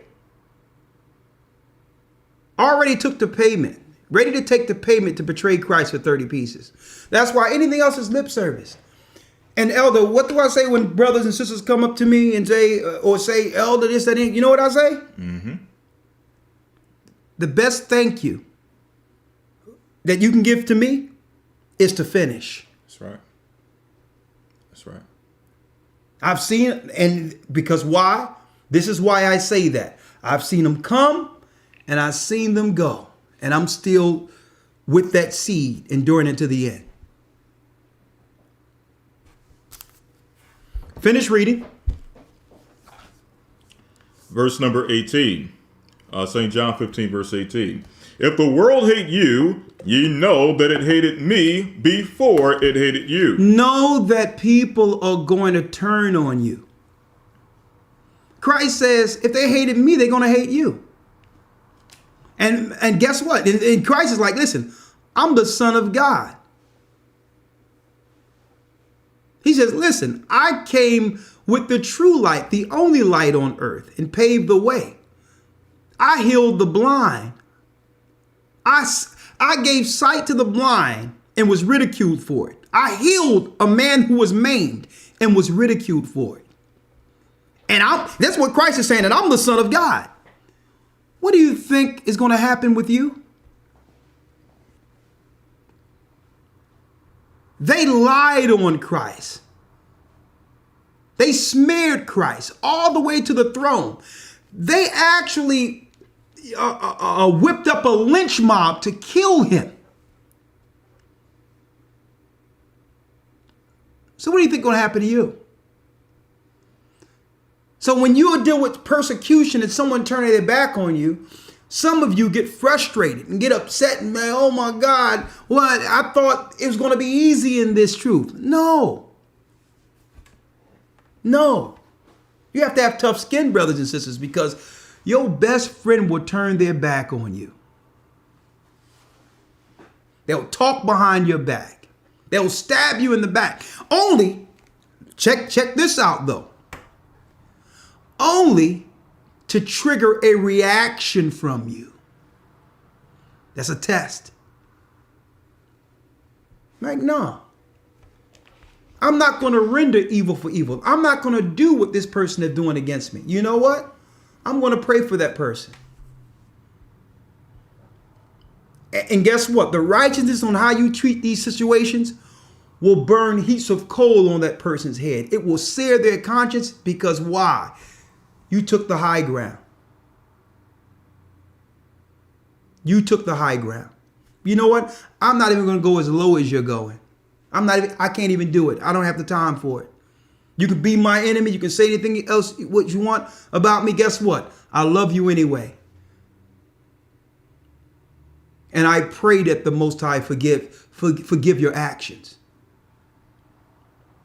And that's, man, Satan really don't like that because he wants a reaction. He said, rip them apart, hurt them, kill them, harm them. No, you pray for them. Even if they hate you. See, that's a level, isn't it? That's Christ. That's why I can sit and look at, guess what? I can sit and look at an hour and a half of videos of people just hating on me and crack up. I can sit there and look at it and be like, man, okay, I'm cloned. All right, that's deep. You know what? I mean, all the work I have to do, I wish it was two of me. Mm-hmm. That's right. Have one over there, one over here. But yeah, it's okay. See, I look at them because why? And I laugh. Because what people don't realize is what it really takes to do this work, endure through it, through all adversity, and enduring to the end regardless of the negative. They don't understand.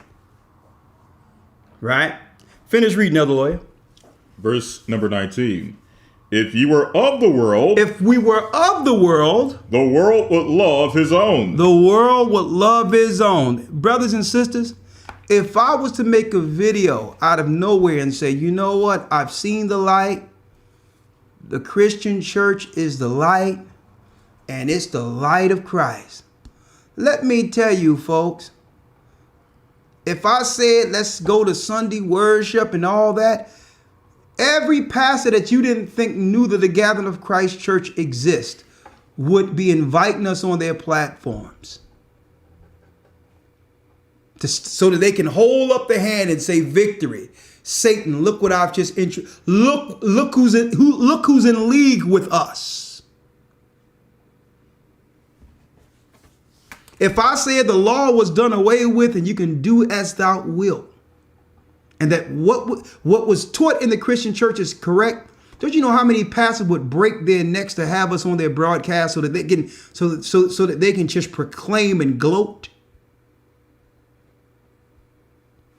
So that they can use me to say, well, okay, you're an Israelite.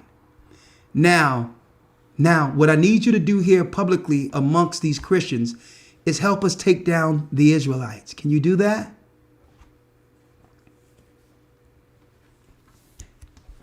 They would love me. They would ask, they would have me on their programs. They would raise money for the church, everything. If I renounced the truth and went back to Christianity.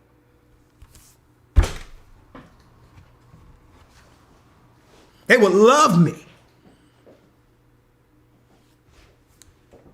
If I said the people over there are the true Jews and we're just Gentiles in Christ and and just reject and go out there and get on their platforms and just talk down on every Israelite group and just talk down on and give us the dirt. Any experiences you had amongst them? And I start speaking like that, man, would Satan gloat. The world would love Ricard Shiar. But you know what? I would lose my soul.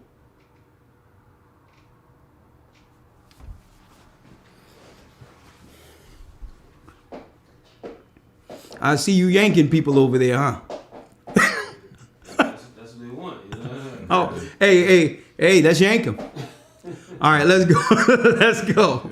All right, let's go, Elder Lawyer. Verse 9 or 19, Salakia. If you were of the world would love his own. The world would love us if we were of the world.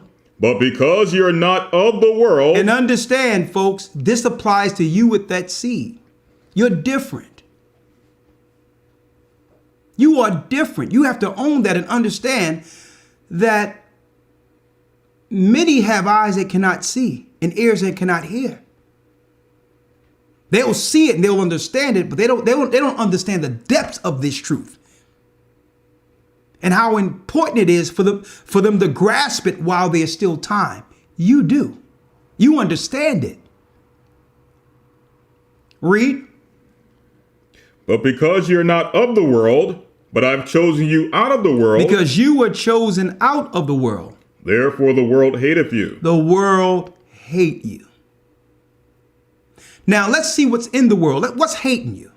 Let's go to 2 John 2 and 15. 1 John 2 and 15. Thank you, Elder Lawyer. Why are they hating you? 1 John chapter 2, verse 15. Read. Love not the world, neither the things that are in the world. So Christ told us through the apostles, love not the world, neither the things that are in the world. Read. If any man love the world, the love of the Father is not in him. If you try to get the acceptance of this world, the love of the Father isn't in you. Why does the world hate you? This is why. What's in the world? Read. Verse 16, for all that is in the world, the lust of the flesh, The lust of the flesh, and the lust of the eyes, the lust of the eyes, and the pride of life, and the pride of life is not of the Father, is not of the Father. That's why they hate you. That's why they hate you. Because your existence walking amongst them in the Spirit of Christ highlights how vain they are. And they can't exist normally around you. They feel that you're too high-minded. You're this, you're that, because it's shining a light on their darkness and how vain they are, how empty they are.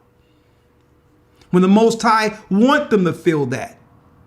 He wants them to feel that emptiness so they'll understand how much they're missing and repent. This is why the world hates you. Because they're empty. That you don't have all the material goods and all the other things that the others have, but you're more content. You're more happy. You're content. They can see it in you. You're not in the rat race. So they're like, what's with this person? Why aren't they in a rat race with me? Shouldn't they be worried like me? Shouldn't they be doing? And guess what? It turns to hatred. Because you're not supposed to be at peace. See? You're not supposed to be at peace. You're supposed to be in a rat race with them. Misery loves company. That's why they hate you. Folks, we dropping it tonight. Many are called, but guess what? Only a few are chosen. All of us were called to this, but who's going to stand, folks? Who will stand? All right, I think Elder Gaja wants to come in. Elder Gaja. All right, come on. Hold on. Also, we have that baptism email if you want to announce that. GOCC Baptisms. Okay, I will do that. We have two announcements. We have one announcement that I'm going to put out there for Bishop Amaf's music project. I'm going to bring that in a little later. And we have a new email address strictly for baptisms. This way, you don't have to ask on the broadcast, well, I want to be baptized, or send through the administration email or the academy email. Okay? Elder Lawyer, what is a new baptism? If you want baptisms, and strictly baptisms, do not send any other request to this email. With this email, we can now quickly distribute baptism requests to the regional elders and get your baptisms done. Go ahead, Elder Lawyer. GOCC Baptisms, that's with an S on the end of baptisms, at gmail.com. Again, that's GOCC Baptisms at gmail.com. GOCC Baptisms, let me type it in for the brothers and sisters. GOCC Baptisms, right? Yes, sir. At Gmail? At gmail.com. Right? That's it, right? Yes, sir. All right. I'm going to put it in there, GOCC Baptisms at gmail.com. All right. GOCC Baptisms at gmail.com. Baptisms with an S. This way, you don't have to worry about waiting for a long time for a response. That email is strictly for baptisms. If you send it about anything else outside of baptisms, that will be bounced back to you. We'll let you know we only deal with baptisms through this email. This way we can comb through them quickly, get them to the regional elders. The regional elders contact you so that we can get this done for you. Time is running out. And now you're not going to get, lost in the shuffle of the administration emails. Speaking of that, we do have a new Hebrew and Bible Academy, October 11th. Okay, October 11th is the next Hebrew and Bible Academy. The creation of the universe, we're going into the Most High and the heavenly throne. And we also have a special lesson that's going to expose the Roman Empire, breaking down the Roman Empire, and what you got it. The blood dagger. Okay? The satanic blood dagger, to let you know that they have always, in their religions, they've always, especially the Romans and the Europeans, they've always targeted children through sacrifice. That's what they tried to do with Christ. They tried to kill him as a sacrifice. I'm going to be going into that week 4 of the Hebrew and Bible Academy, and I hope you all can join us. Okay, October 11th. Go to historytimes.org for enrollment. historytimes.org, okay? The Scarlet Dagger, that's what it's called. Exposing Rome and the Scarlet Dagger. Thank you. I didn't have it in front of me. It's going to be serious. And I have a lot of new history books to actually bring forth in this academy. So, I mean, we have a plethora of new books. You want to be a part of these classes. historytimes.org. Okay, just go there, historytimes.org, and enroll. It's only 2 payments. $75 for 2 payments will cover you for 3 months. More information in one lesson than you will receive in any religious institution anywhere. We guarantee it. With one lesson. Thank you. October 11th. All right. Many are called, few are chosen. 1 second.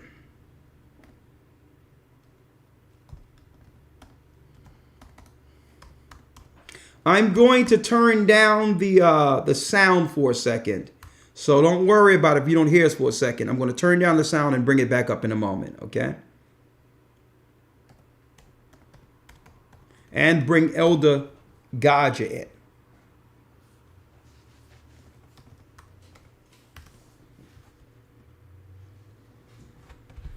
Here in this place. Man, what a great song. Oh, I see Elder Gaja. Yeah. 1 second. 1 second.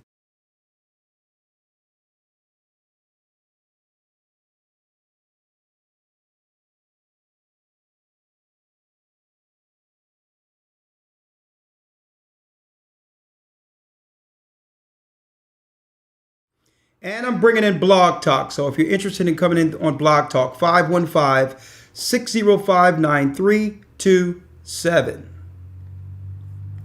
1 moment.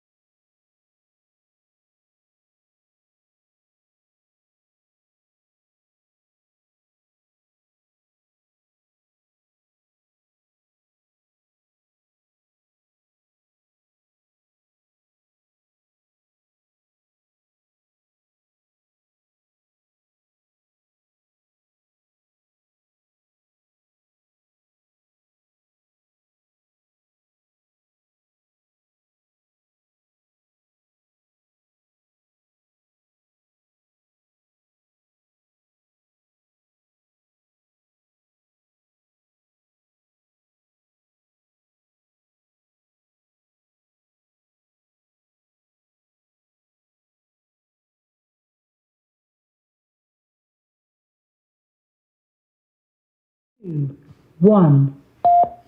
Okay. Blog Talk Radio.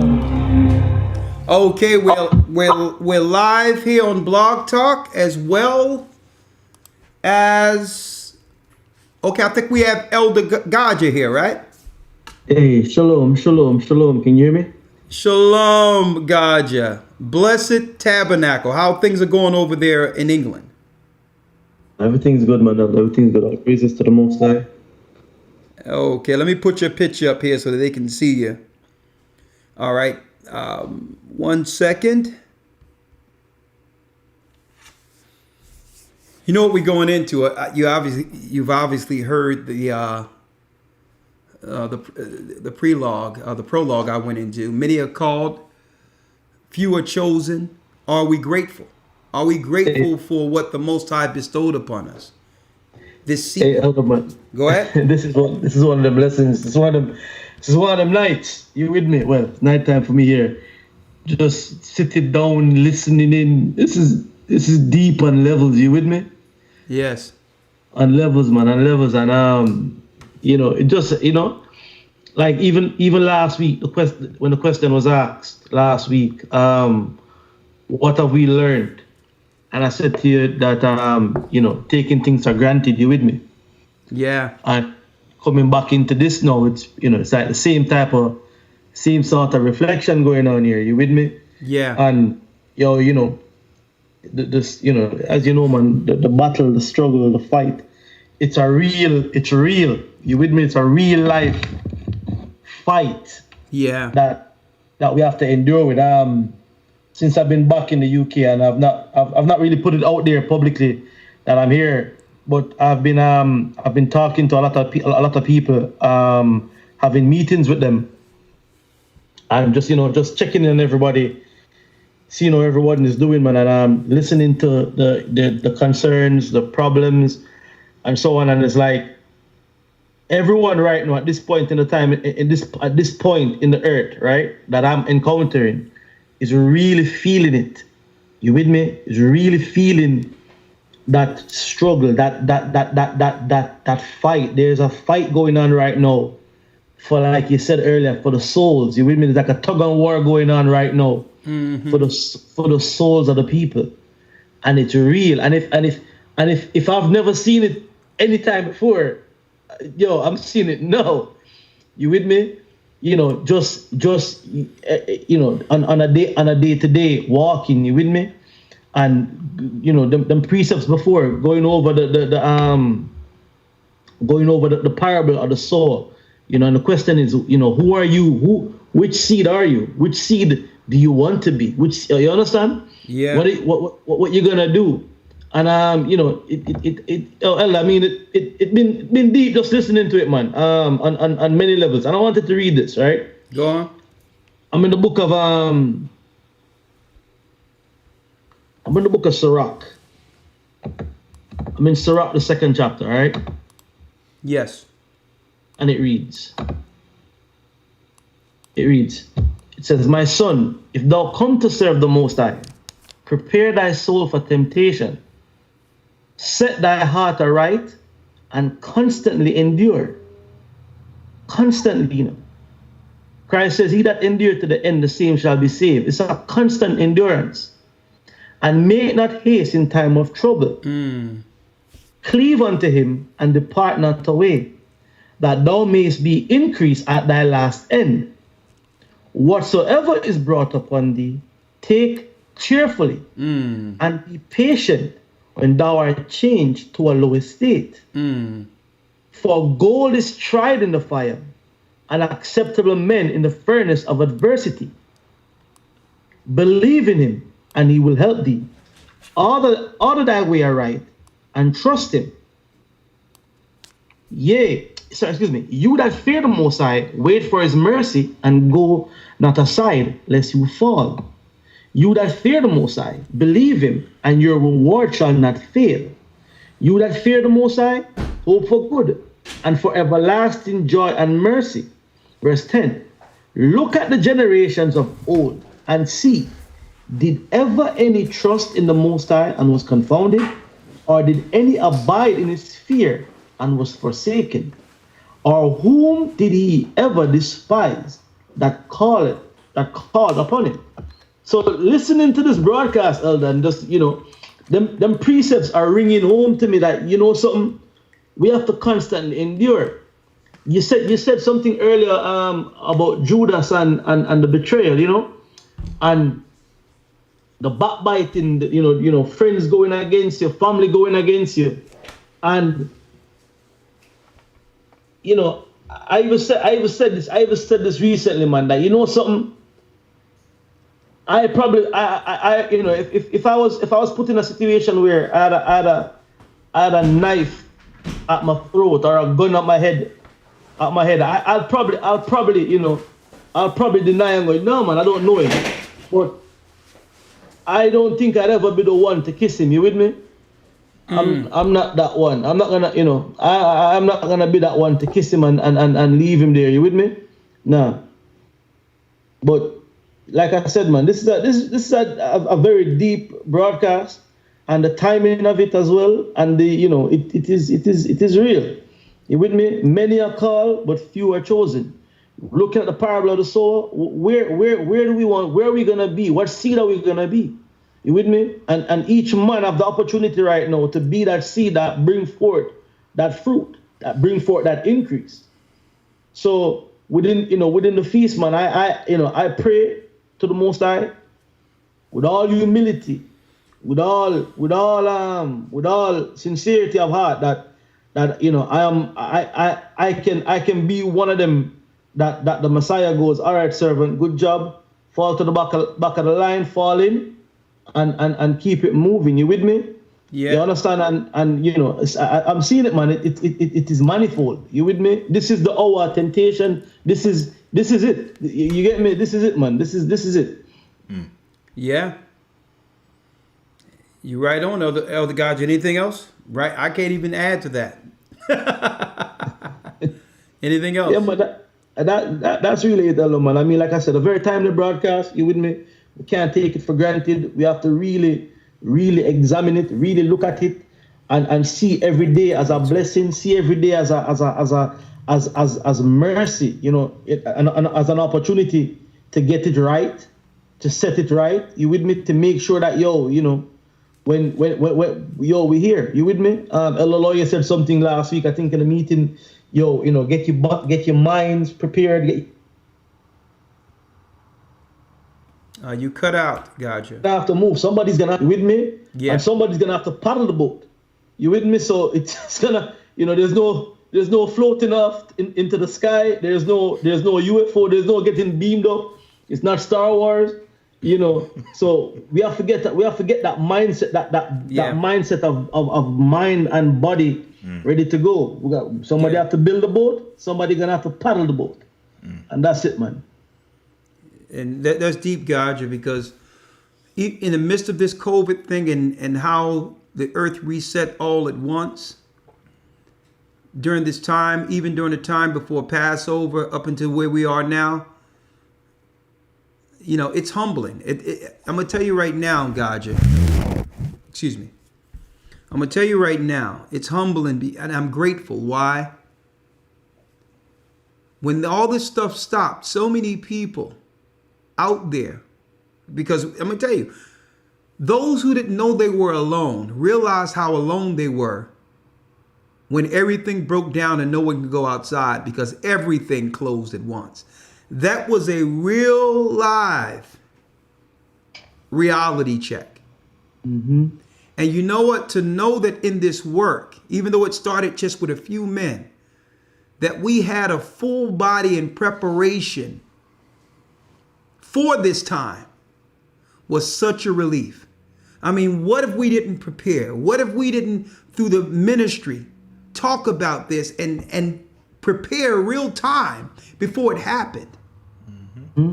The fact that we weren't alone at a time where so many people were left alone and confused. That confirmed to me during this time of this COVID thing, the importance of this work and the body, because when it comes down to it, we're going to be all we have. Especially when they pull the plug in this world, from this world, and introduce the mark of the beast, then it's going to know, like it said in Esdras, at that time, then it will be known who is my elect, who really believe in God. So that's, you know, and that's why I wanted to talk about being called. And are we grateful for that calling? And what is your examples of that? And what are you grateful for? Because being out there amongst the brothers and sisters, it had me appreciate the fact that the Most High have given me a dwelling, a place to lay my head. Okay. I mean, you talking about cold showers. You're talking about water. You had to wait for the water pressure to come on while the whole body is waiting to shower. You're talking about people cooking food on fire, people using propane heaters or whatever to keep their tents hot, people using hot water bottles to sleep on, to stay warm. Looking at the children enjoying the wilderness, and I'm like, you know what? This is what the Most High is preparing us for. Total dependence on each other in the wilderness. And I thank the Most High that we're able to practice this tabernacle real time, like he said, be out there dwelling in tents and booths, to understand what our forefathers experienced in the wilderness and what we will soon experience It's like I said to you, Elder, in the wilderness. I think it was last year or the year before, is that I've observed, right? Say the first tabernacles we did in 2020, in 2014, nobody could build a tent. Nobody knew, how to start a fire. Yeah. Watching the second tabernacles and watching it now, is that we're doing a lot of the things by nature, by second nature. You with me? Just going out there, adapting and living. And when we go into the book of Deuteronomy, the 4th chapter, Deuteronomy 4, 5, and 6, it tells us that if we keep these laws and statutes, right, this is going to be our wisdom amongst the nation. So we are doing this right now, living out there in booths. This entire earth is about to collapse. Even the Gentiles are gonna have to come learn how to live in booths and learn how to pray and have the Most High protect them, put an edge around them, like they said, the angels watch round about them. Yeah. So these are what we're doing right now is rehearsal for the righteous acts. Yeah. And we see it now more than any. I mean, think about it, Elder. In January, right? In January this year, if someone had said, "Yo, listen, by March we won't be able to gather," most people that look like, "Nah, man, you're crazy." By March, and I'm putting this out there. Listen, don't be shocked if you wake up tomorrow and you can't spend or use whatever currency you think you have. Don't be shocked. You hit me? Because it's coming. That's where they're going. In order for them to bring out this mark of the beast, they have to crash this existing system, and that's what they're doing. All of these lockdowns, these curfew, are forcing people out of jobs, are forcing a recession. And they know it. Every day you see it on the news. So it is going for collapse. You with me? So that they can come out and roll out their new order, their new system. And as it says in Ezekiel, I think it's the Ezekiel 15, I think it is. It says that they're gonna know at the end of this that there were prophets amongst them, telling them, listen, prepare. You with me? Get your house in order. Get yourself in order, because it's coming. And I see protests going on. I saw a protest in London. I see protests going on here, there. But you can't stop the Most High's plan by protest. You with me? We have to be awake and watch what's gonna happen, like you said. And the prudent man hides himself from the evil. Nothing we can do. We can't pray away or stop or protest away what is about to go down. We can't. The Most High tell us it's gonna happen, so it must come true. Yeah. It must happen. So we have to just prepare and watch. Yeah. Well, Elder God, just one thing else I want to show before we open up the calls. Anything else? Because there's one thing else I have to show. Well, man, I'm good for now. I'll go on mute. Just go on mute, and you can pop in at any time, right? All right. Okay. Let me. That's Elder God. All praises be to the Most High. He's over the UK right now, and I like to say all glory and honor to the bishops, the elders, the deacons, the officers that are holding it down in the UK. London is going strong. Strong brothers. They have ingenuity. They have enterprise. They're entrepreneurs, and they're going to use all that work in London and the other areas of England for this work. Now, there's a lot we have to get right there, but I'll tell you what, we have some good brothers, and I'm sure we're going to fix everything that needs fixing. Do me a favor, Yarack. There's a bag in the car that has books in it. I need you to go grab those for me real quick. Woo! Oh, no, that's not it. There's a bag, it look like a little duffel. And boy, oh boy, do we have some stuff for you. Lord have mercy, and I'm going to bring it out in the Hebrew and Bible Academy, but I, have to give you a little taste. You know? Woo! We got some stuff. Brother Yashar came to me, Elder Lawyer. He has some stuff for you too. At the campground. Yeah. And we just sat around the table just discussing all the little intricacies of Christ's crucifixion. We went into, he asked a question, why did Satan contend with Michael for Moses' body? Right. And, and we were sitting around a table, and I'm like, well, what was they practicing in Egypt? They were mummifying and deifying their pharaohs and their, and their princes. That's why Joseph says, well, take me out of Egypt. Make sure when you leave, take my bones, because what the pharaohs were doing, what the Canaanites were doing in conjunction with the Egyptians. It's all about DNA. It's all about, and I'm going to go into the Hyksos. The Hyksos period when our people were in Egypt. I'm going into this academy. But they was contending with the body because Satan wanted Moses' body for a specific purpose of what they're doing with DNA. I'm going to be going into that. That's it. I'm going to be going into that in the academy with the Hyksos period. And we just sitting around just discussing certain things.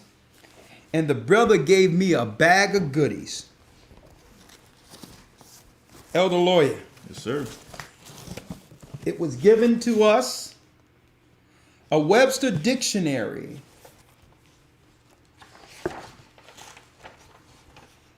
A Webster dictionary from 1936, 2 volumes. Okay. Thank you, Brother Yashar. And in it, where it says the word woolly, as of the hair, it says a Negro. Woolly, like a Negro, where it says woolly. Where it says heads and hairs white like wool. Right. Well, in 1930, they knew that woolly hair meant that Christ was a black man. I got it in here. And there's a lot more. Also, woo! Yes, we got it. A translation from the 4 Gospels from the Syriac, the Sinaitic palimpsest. What is this? This is the original book of Matthew. The older translation before the book of Matthew we have in the King James Version. And it clearly states that Joseph is Christ's father in the original Matthew. It tells you that the Most High said that that through Joseph he's going to bring forth Christ.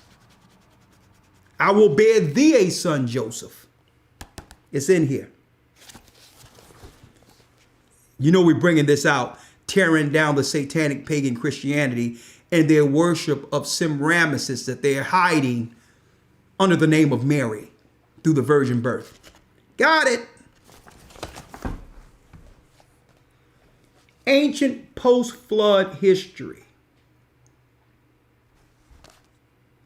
Going into what happened before the flood, the history and the timeline of history.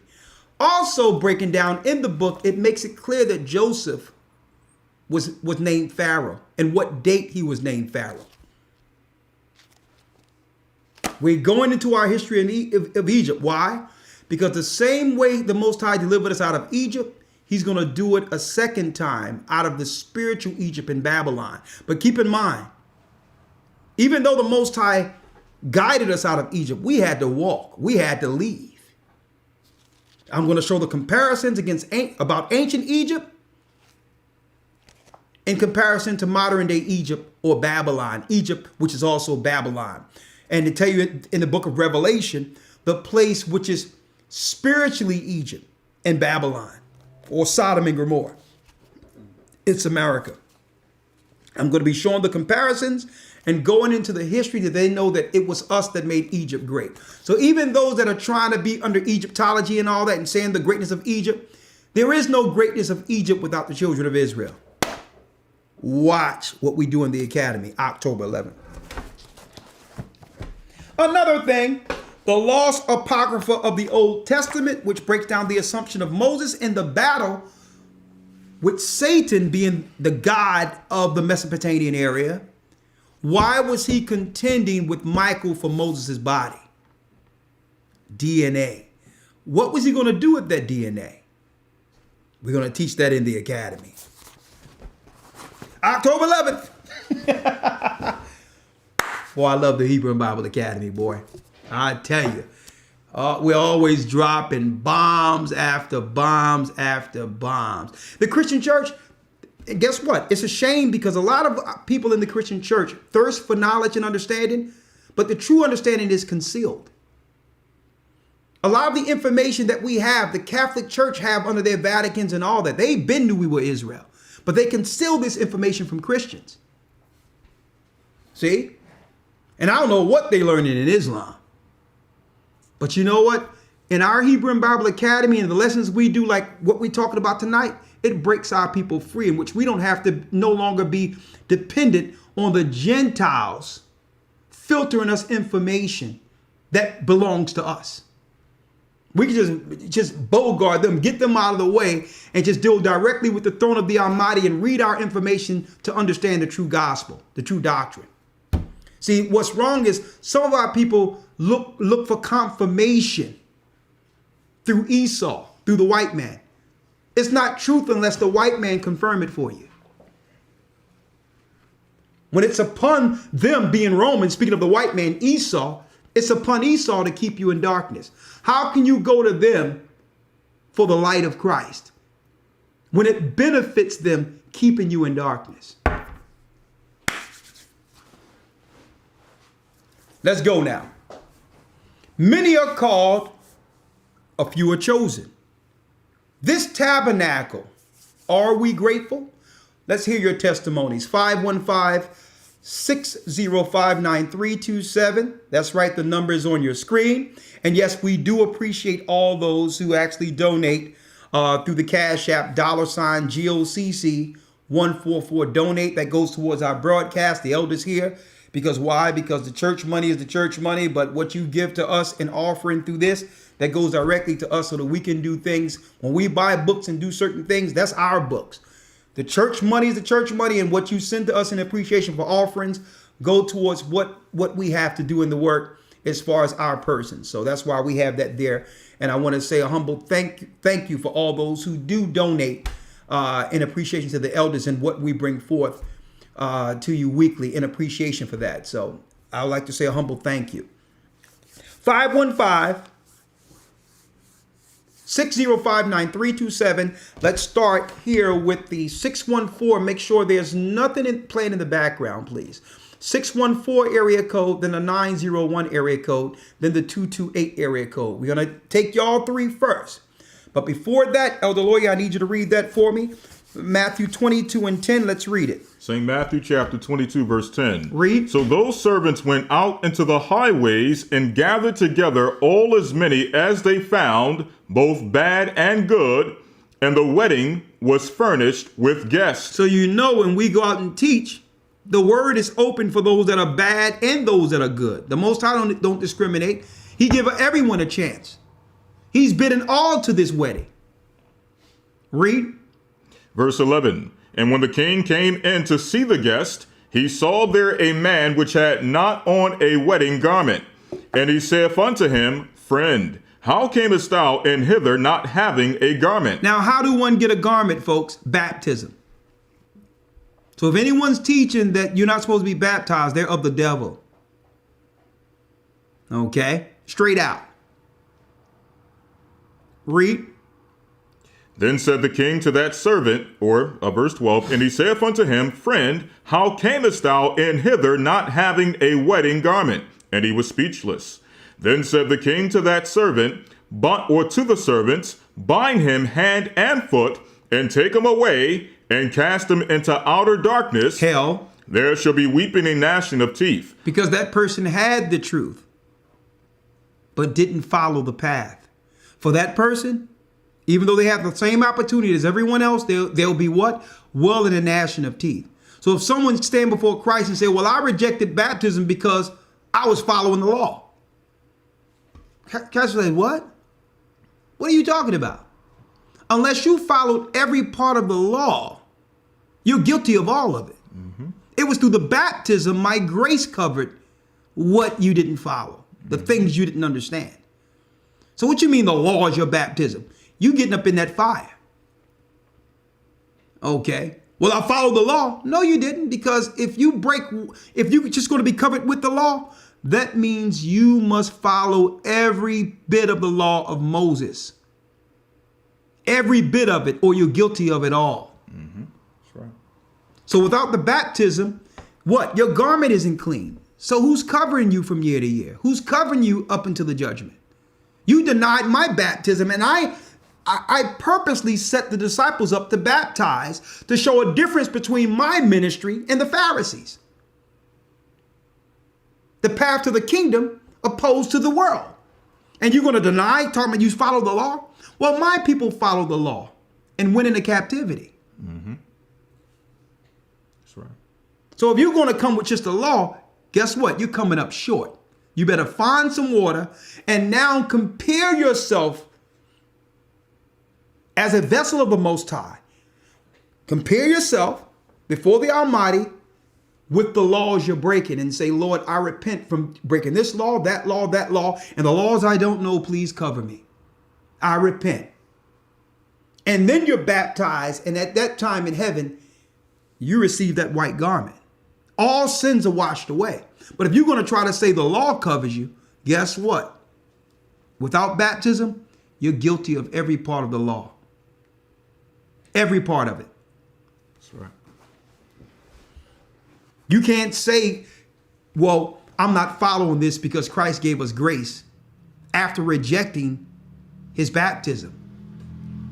It's the baptism that covers you, that graces you. Huh? Finish reading, Other Lawyer. Yes, sir. St. Matthew chapter 22, verse number 14. You getting guilty of it all? No, go ahead. But it's fine. No, go ahead. Verse 14. For many are called, but few are chosen. But what? For many are called, but few are chosen. Because many are called, but few are chosen. We all was called with that same seed for the kingdom. Christ didn't discriminate. It's what you did with that seed that dictates your reward, that specify what you'll receive once making it into the kingdom. What else you have, Other Lawyer? Yes, sir. Just on that point. This is Romans 3:20. Therefore, by the deeds of the law there shall no flesh be justified in his sight. Come on. For by the law is the knowledge of sin. But now the righteousness of God without the law is manifested, being witnessed by the law and the prophets, even the righteousness of God, which is by faith of Yeshua the anointed, unto all and upon all them that believe, for there is no difference.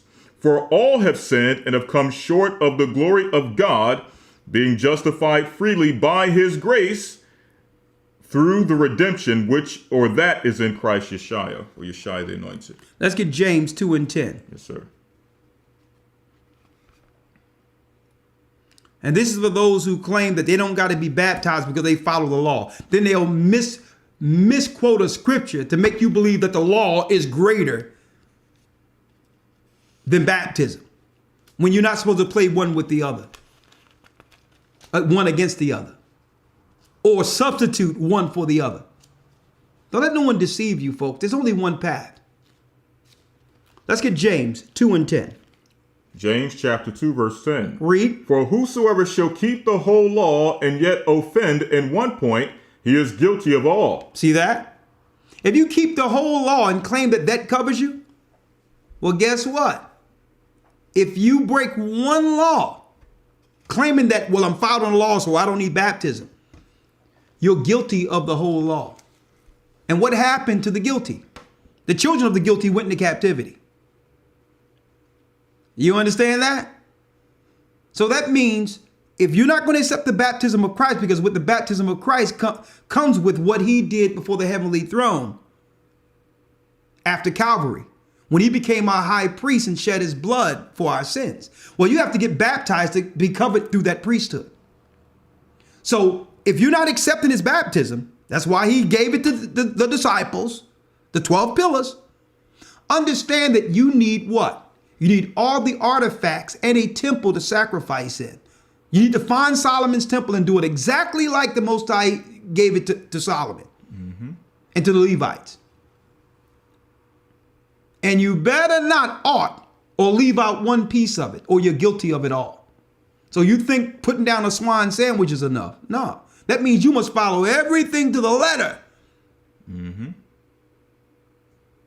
If you're rejecting the baptism, you can't. Guess what? You can't mess up on any level of the law. If you don't accept Christ's baptism, you must follow everything to the letter, or you're guilty of the whole thing. I'd rather just get baptized. What about you? Let's do it now. And it's okay if they don't. Many are called, few are chosen. 614 area code.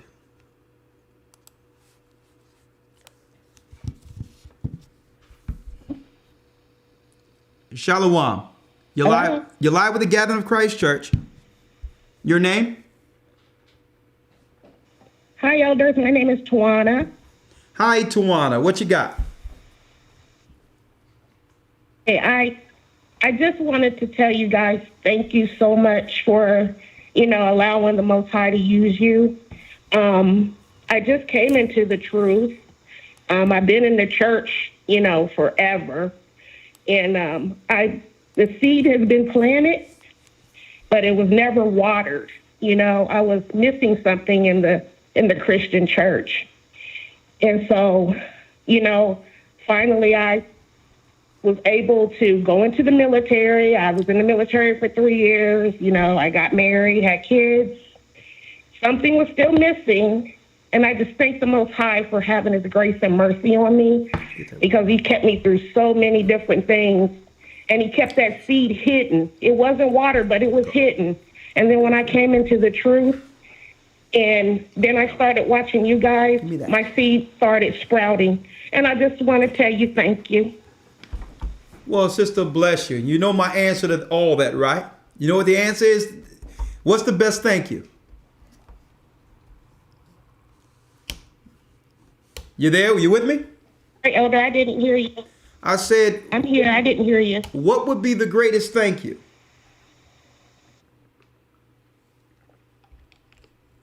Keep going. There you go, to finish. Ye that endure unto the end, the same shall be saved. Okay? Thank you, sister, and bless you. That's right. All right. Thank you. God bless you guys. Well, bless you, sister. All praises be to the Most High and Yeshua. And happy tabernacle. Oh, by the way, I just wanted to let you guys know also that I just used the email address to get baptized. Well, So, praise the Most High. Bless you.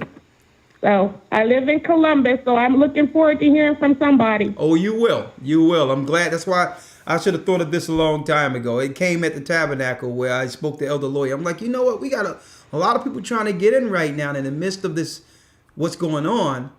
And we have to just have a specific, because there's nothing more important than repenting and being baptized so that you can receive that spirit that guides us together. So we need I say, let's do an email specifically for that so that we can hone in on on as many as we can before the door closes.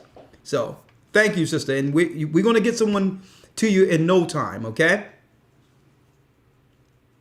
Okay, thank you. Bless you. 901 area code. Many are called, few are chosen. And keep in mind, you shall be hated for Christ's sake. Many shall hate you. Are you willing to stand? And on top of that, above all, are you grateful for what the Most High blessed you with? And I found that after being amongst the brothers and sisters, it made me appreciate more. It made me appreciate just to be able to get up in a bed and, you know what I mean, have a place to stay, because, hey, there's people out in the street. That's right. And here it is. Sometimes we complain about the little things and not realizing, not taking, not reflecting on what the Most High have already blessed us with. Just be grateful. 901 area code, right? That's the next one? Yes, sir. Okay, now if you're waiting in the queue, 515-605-9327, do us a favor and make sure you hit the 1 if you have a question or comment, okay? 901 area code. 901, you're live. Shalom, elders. Shal- Shalom. Shalom. Your name? What you got? It's Samson. I ain't talked to you in a while. From Memphis, Tennessee. Happy Tabernacles, brother. Bless you. Thank you. What you got? Yeah, well, about the seeds. I had my children, elder. They were getting there. You know what got them over is the Nick Cannon incident, right? Since he's so popular. They say they were riding in the car and they say, Dad, that's what Dad said. We was the Hebrew Israelites. But when he retracted his statement, and that's probably pertaining to maybe, the seed being choked and so on, it's just like they went back to everything else. And it's just been, you're right, it's been a battle, man, 8 years. And, man, my kids, whoa. It's like that. I don't know if the Lord used Nick Cannon to a certain point to get the attention of these young folks, but mine was getting there. So I'm going to just keep praying for him, brother. Hey, brother, it's good news. And guess what? Let me tell you, the Most High used these men. Yes, sir. You have to realize that's a seed planted. Now, keep in mind, and for the first time, I'm doing my gardening. I did it right after the Passover and seeing the fruits of my labor. Sometimes you go outside and look at that ground and be like, man, what is this? I'm just looking at this. I'm just looking at dirt here. You're putting water and it's just dirt there. The seed is in there, and I'm looking at it. And then I go outside and I see something sprout out, and I'm like, okay, this is cool, but I don't know how I'm going to eat. I don't see a carrot coming out of this thing. Okay, I don't see zucchini here. See, but then you look, and then I'm looking at my watermelons, and I see a little watermelon spring up off a vine. This teeny little thing, and then it becomes big and big and big, and I'm like, I'm throwing some more water on that thing. So the whole thing is, when it comes to Nick Cannon, Kendrick Lamar, let me tell you, something is going on in the earth right now. It's Christ planting seeds. It's what they're going to do with those seeds. Another thing, brother, it's just make it easier for you to do what you need to do. That's all. Because sometimes the Most High use some of these people just to light a spark. But you have to take it up from there. That's right. So that seed been planted. Now, Oh, yeah. now it's cool to be an Israelite because Kendrick Lamar can outright say it without anyone claiming he's a racist. Okay? Now, the wild and out cat. Okay? Give me his name. Nick Cannon can say it. And now it's cool. And that's why they coming against him. Let me tell you, there was no retraction. So you have to understand, you have to listen to his conversation again and understand how witty the brother is. There was no retraction. Okay. Listen to it. What he said was he apologized if he hurt someone because that wasn't his intentions. Okay, his intentions wasn't to hurt you by stating that we're the children of Israel. He never took that back. He never took that back. That's good to hear because that's good to hear because you're right, I didn't really listen to it, but good, that's great. Listen to it again because what the brother did was tactful. He sat down with the guy and he said, well, listen, I apologize. I didn't know how much I was going to harm someone, but he also made it clear that the conversation must be had. Mm-hmm. And if it starts right here, then it's okay. Okay, so you have to understand. And not only that, let me tell you, one thing about Nick Cannon and others, they don't realize what they're up against. Because under Christ, the spirit of forgiveness lies amongst the righteous. But these people don't believe in Christ. Right. They will never forgive Nick Cannon. They will never forgive him. Because to them, you're either on our side or you're playing for the other team, and that's Christ's team. And they don't care about any of that. They don't care about none of it. They'll loosely connect you to Hitler or something like that, or whatever the case is, and look to destroy you. Okay, that's how it is. There's something else going on right now. You have Lord Jamar, or what's his name? Lord Lamar or Jamar, and the other brother, what's his name? The comedian. Godfrey. The brother Godfrey. They're coming out all up saying, well, listen, we're not dealing with this thing about Vlad using black people anymore. Using black people to gain notoriety and build a catalog without appreciating the culture and the people who have gotten him there. And they came straight out and say, listen, if this guy was interviewing people, Jewish Russian culture, there would be no subscribers. So something is happening where a seed is being planted where our people are saying, no more can you take advantage of us. We're tired of it. Okay, you came in our culture, you were able to make a career off of us, and every time we look, you're crapping on our leaders, you're crapping on our people. And without us, Vlad TV and them guys, there will be nothing without us. And now our people are waking up. Seeds are being planted. Who would he be without us? So, of course, Not much because he's very arrogant. yeah. And then he's gonna come, and then that's what the brother said. They says he claimed to be an atheistic guy that don't even practice Judaism, but every time something happens, he runs in defense of the tribe. I thought you was atheist. But every time you look, you're towing the company line and getting on code with your people against our people. So it's time we get on code. I think the Most High, they calling him out. It so happened that it's deep. All we did was show a video of the one guy, Godfrey, dropping what he was dropping on his program. And guess what? They struck our webpage for 2 weeks to let you know there's something deep going on with that Vlad TV. Because everyone else can play Vlad and nothing happens, but we just played the audio and they struck our page. Thank you, brother. And I'm glad your children are waking up. Notice that. Huh? Okay, one last question, Elder Ricard. A few broadcasts ago, I heard that you was going to Chicago or something. I was looking to be baptized, and I had emailed you all that I'm in Memphis. Well, brother, listen, we've moved everything to the baptism email. We'll give it to you. We'll give it to you, and we'll handle it from there so that it's smooth selling. We'll get someone to get to you in no time from the East Coast, and it's done. Hey, Elder Lawyer, give them that email again. Yes, sir. GOCC Baptisms with an S at gmail.com. Again, GOCC Baptisms at gmail.com. You do that, and we'll get with you, brother, all right? Okay, this shalom. Shalom. Welcome to the Shalom. family.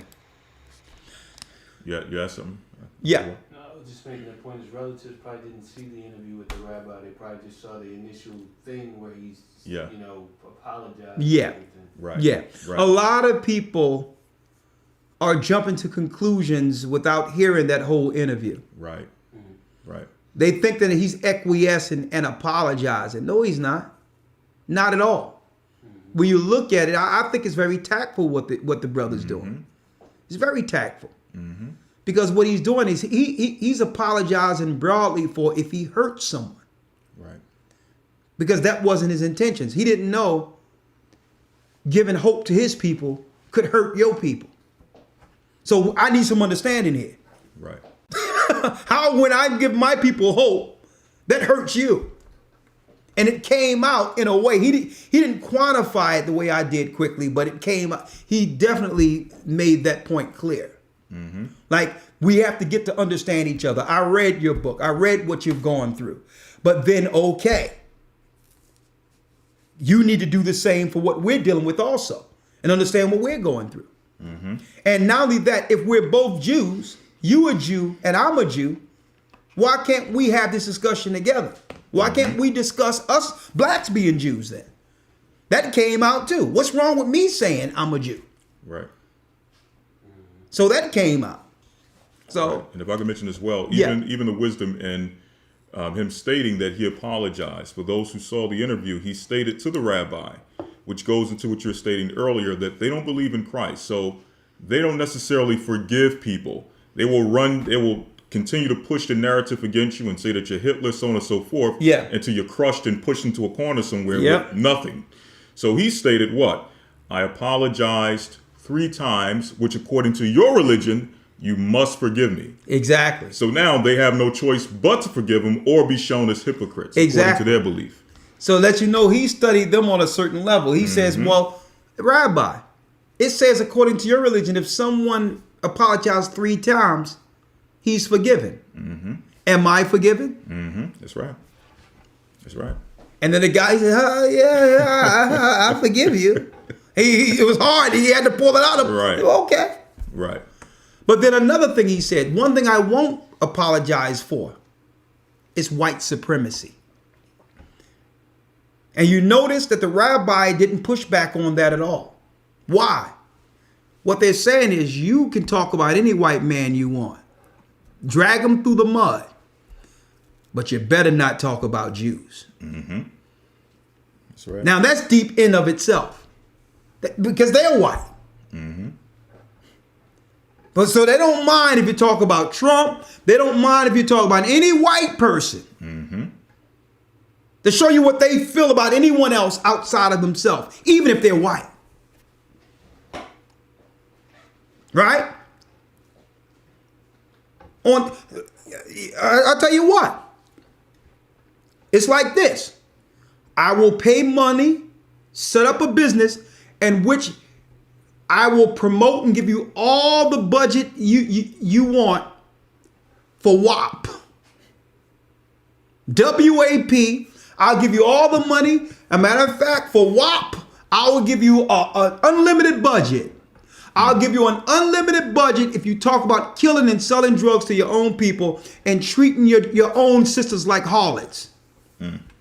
But if you say one thing against us, if you try to claim that you're going to do anything like that to white people or to us, we're cutting you off. We're going to cut off your business. We're going to make sure you can't work anywhere. You can say that. A matter of fact, even DJ Vlad, he got big as a DJ playing NWA, playing gangster rap. That's how he was a DJ playing music that's talking about killing and destroying black people. Right. And on top of that, using our women as harlots. He was playing that music. That's right. That's right. But yet he's offended with one quote from Farrakhan. Farrakhan can't make one quote about them. But it's okay for DJ Vlad to get big playing music that denigrates our culture, that destroys our people. What's wrong with this picture? That's right.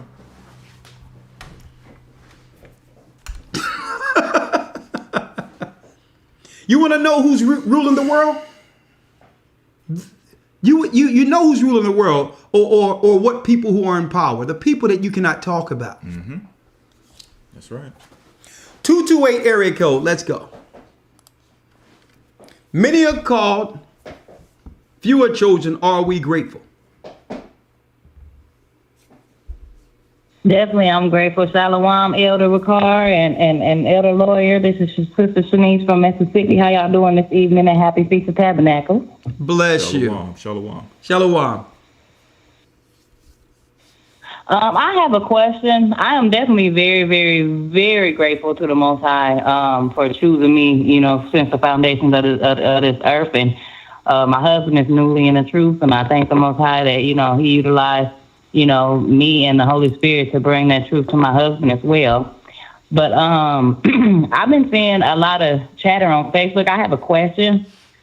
It's been a lot of talk about, it's a whole bunch of different, you know, I don't want to bring up different camps and stuff like that, but I see a lot of talk of men that's saying that a woman is supposed to bow to him naked on her knees, and a lot of posts of people saying that this guy called me unrighteous because I was confused on if that's even righteous or not to bow to a man or to your husband and stuff like that. And I'm just trying to be a good wife to my husband, and you know, I'm definitely submissive to my husband, but as far as the bowing part, I need to know about that. Like, I'm confused.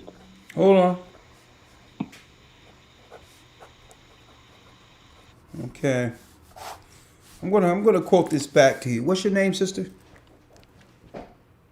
What's your name? Shanice from Mississippi. Huh? Sister Shanice. Shanice. All right. I don't know. Shanice, yeah. Okay, I need you to work with me real quick. I don't know what segment of Facebook or what segment or what place or what segment of Facebook you are actually conversing on or networking on. But, just friends. Okay, just friends. Let me check. Yeah, this. It's just friends. Okay. Let me check this out real quick, and I need you to repeat this back to me. Okay.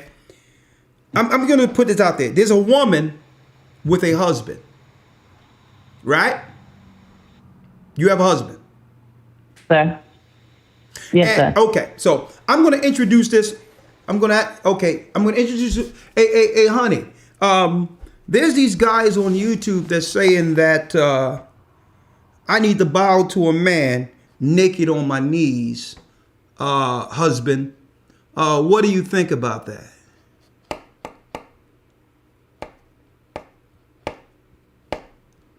What do you think your husband going to say about that? About what you just received on Facebook? Well, he's sitting right here. I asked him about it. Okay, all right, okay. Put your husband on the phone. He's sitting right That's here. fine. Put your husband on the phone. Put him on. Okay, here you go. All right. Shalom, Elder Ricard. This is Brother Caleb. Hey, brother, how you doing? I'm blessing you. I'm doing well.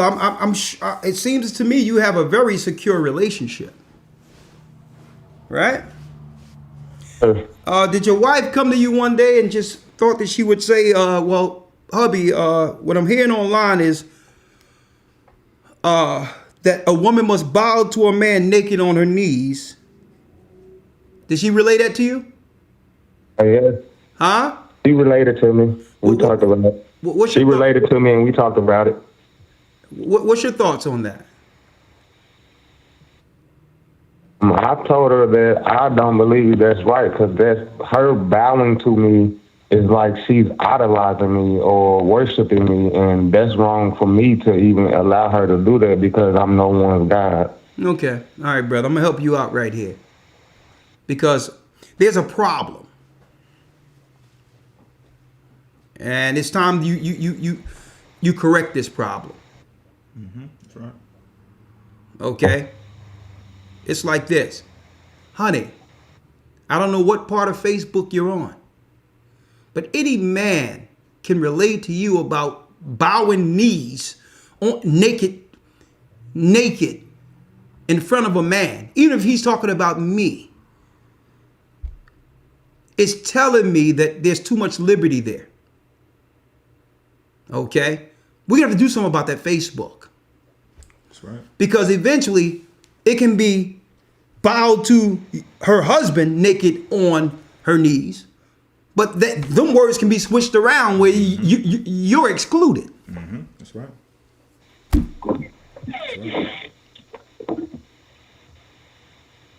as if she was bowing to someone else on her knees, like they turn it around into another way. No, this is what I'm saying, brother. There's too much liberty there, where any influence the man can have over your home to the point where this is even a conversation.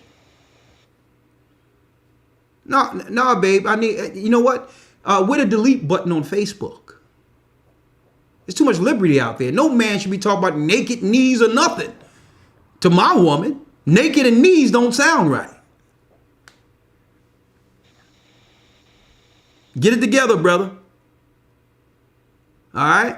Mm-hmm. It's time to reel it in. It's time to reel it in. Here's rules of engagement. That's right. Okay? Put rules of engagement. Something is going on there where there's too much liberality. Okay? I wish hey honey, yeah, by the way, I just want to know, is there any scriptures on me being butt naked on my knees and what?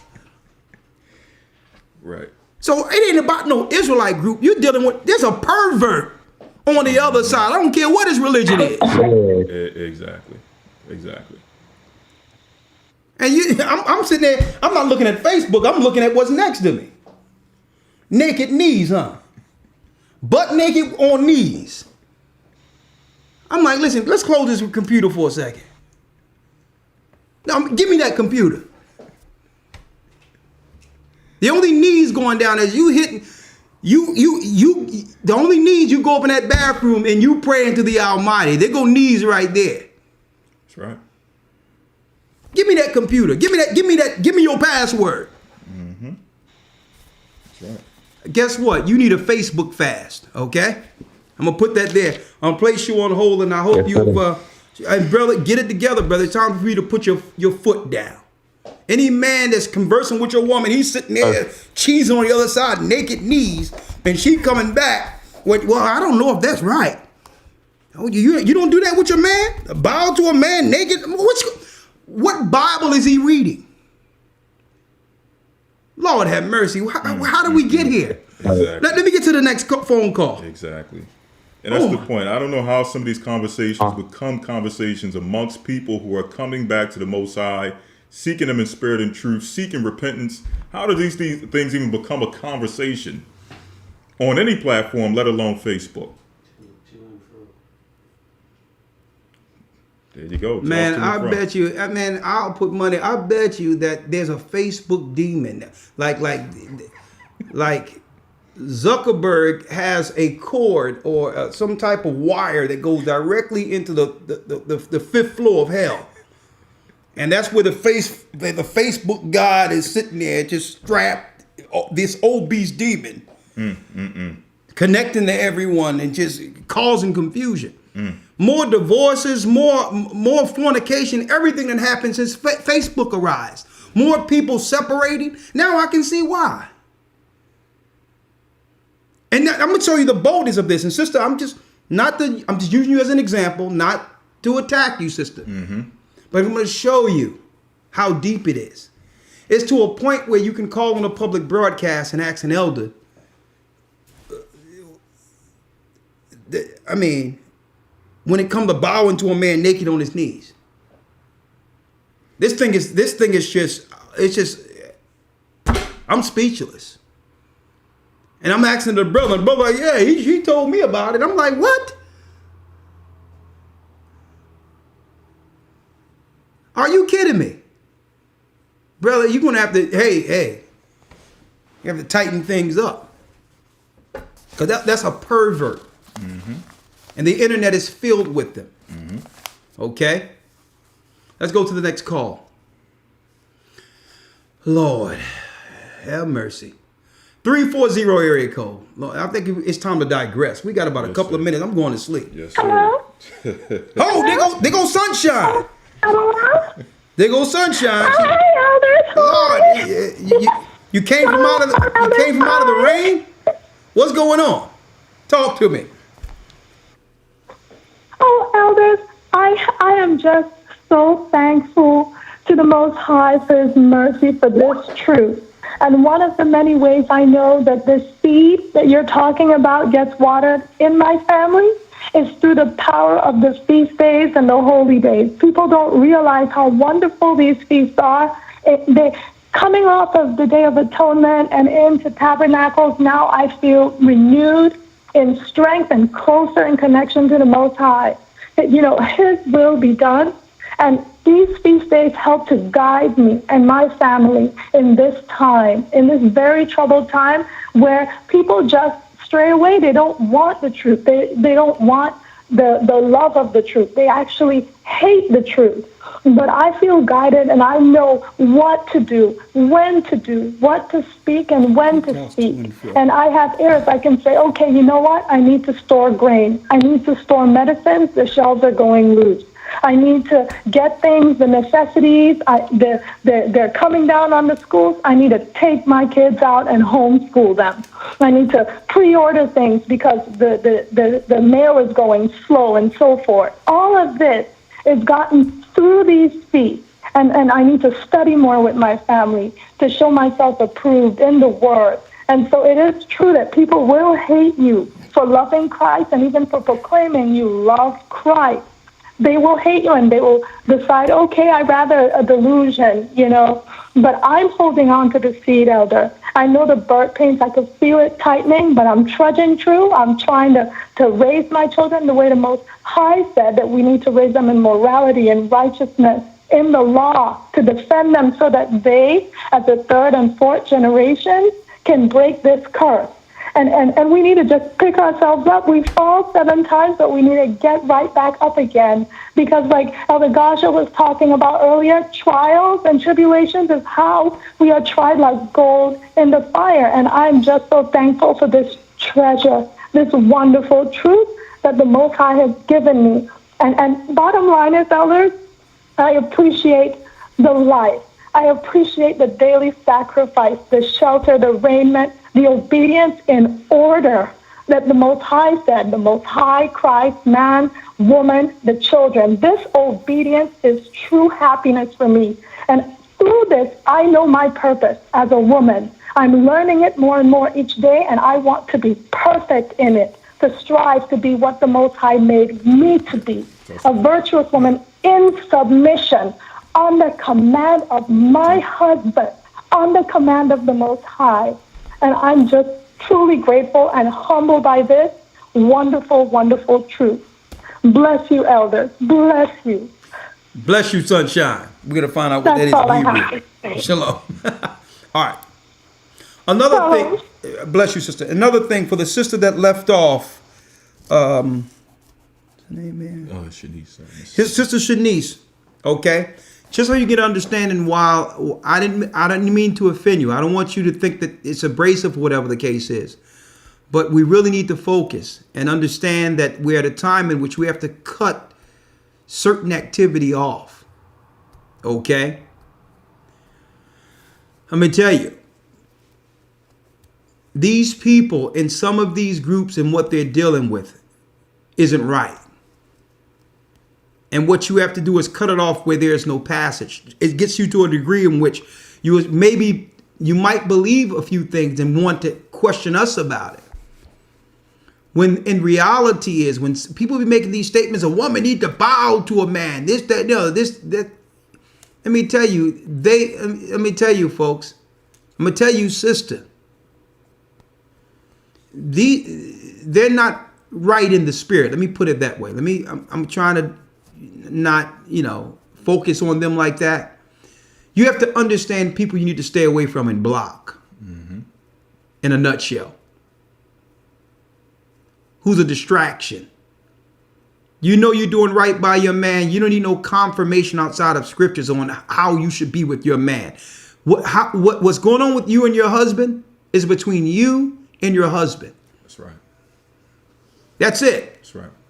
And if he's not complaining, you're fine. Mm-hmm. I wish some guy would say, "Hey, hold up. You may think you're following your man, but are you bowing to him?" Like what? These guys aren't satisfied unless they are abusing a woman. Okay? Abusing a woman or doing what? Putting a woman beneath man. And that's showing a level of insecurity. Because if a man is following the Most High, you don't have to force a woman to be beneath you. She'll follow the spirit in you.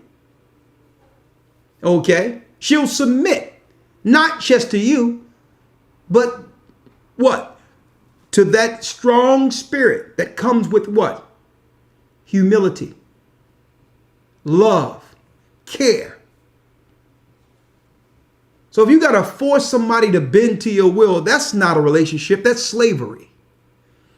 That's the stuff we come down on a white man for doing to our sisters in captivity. Now you're saying that as an Israelite woman, she have to be, in order for her to be free to serve the God of Israel, that she must get abused by you? It doesn't make any sense. That submission isn't a forceful,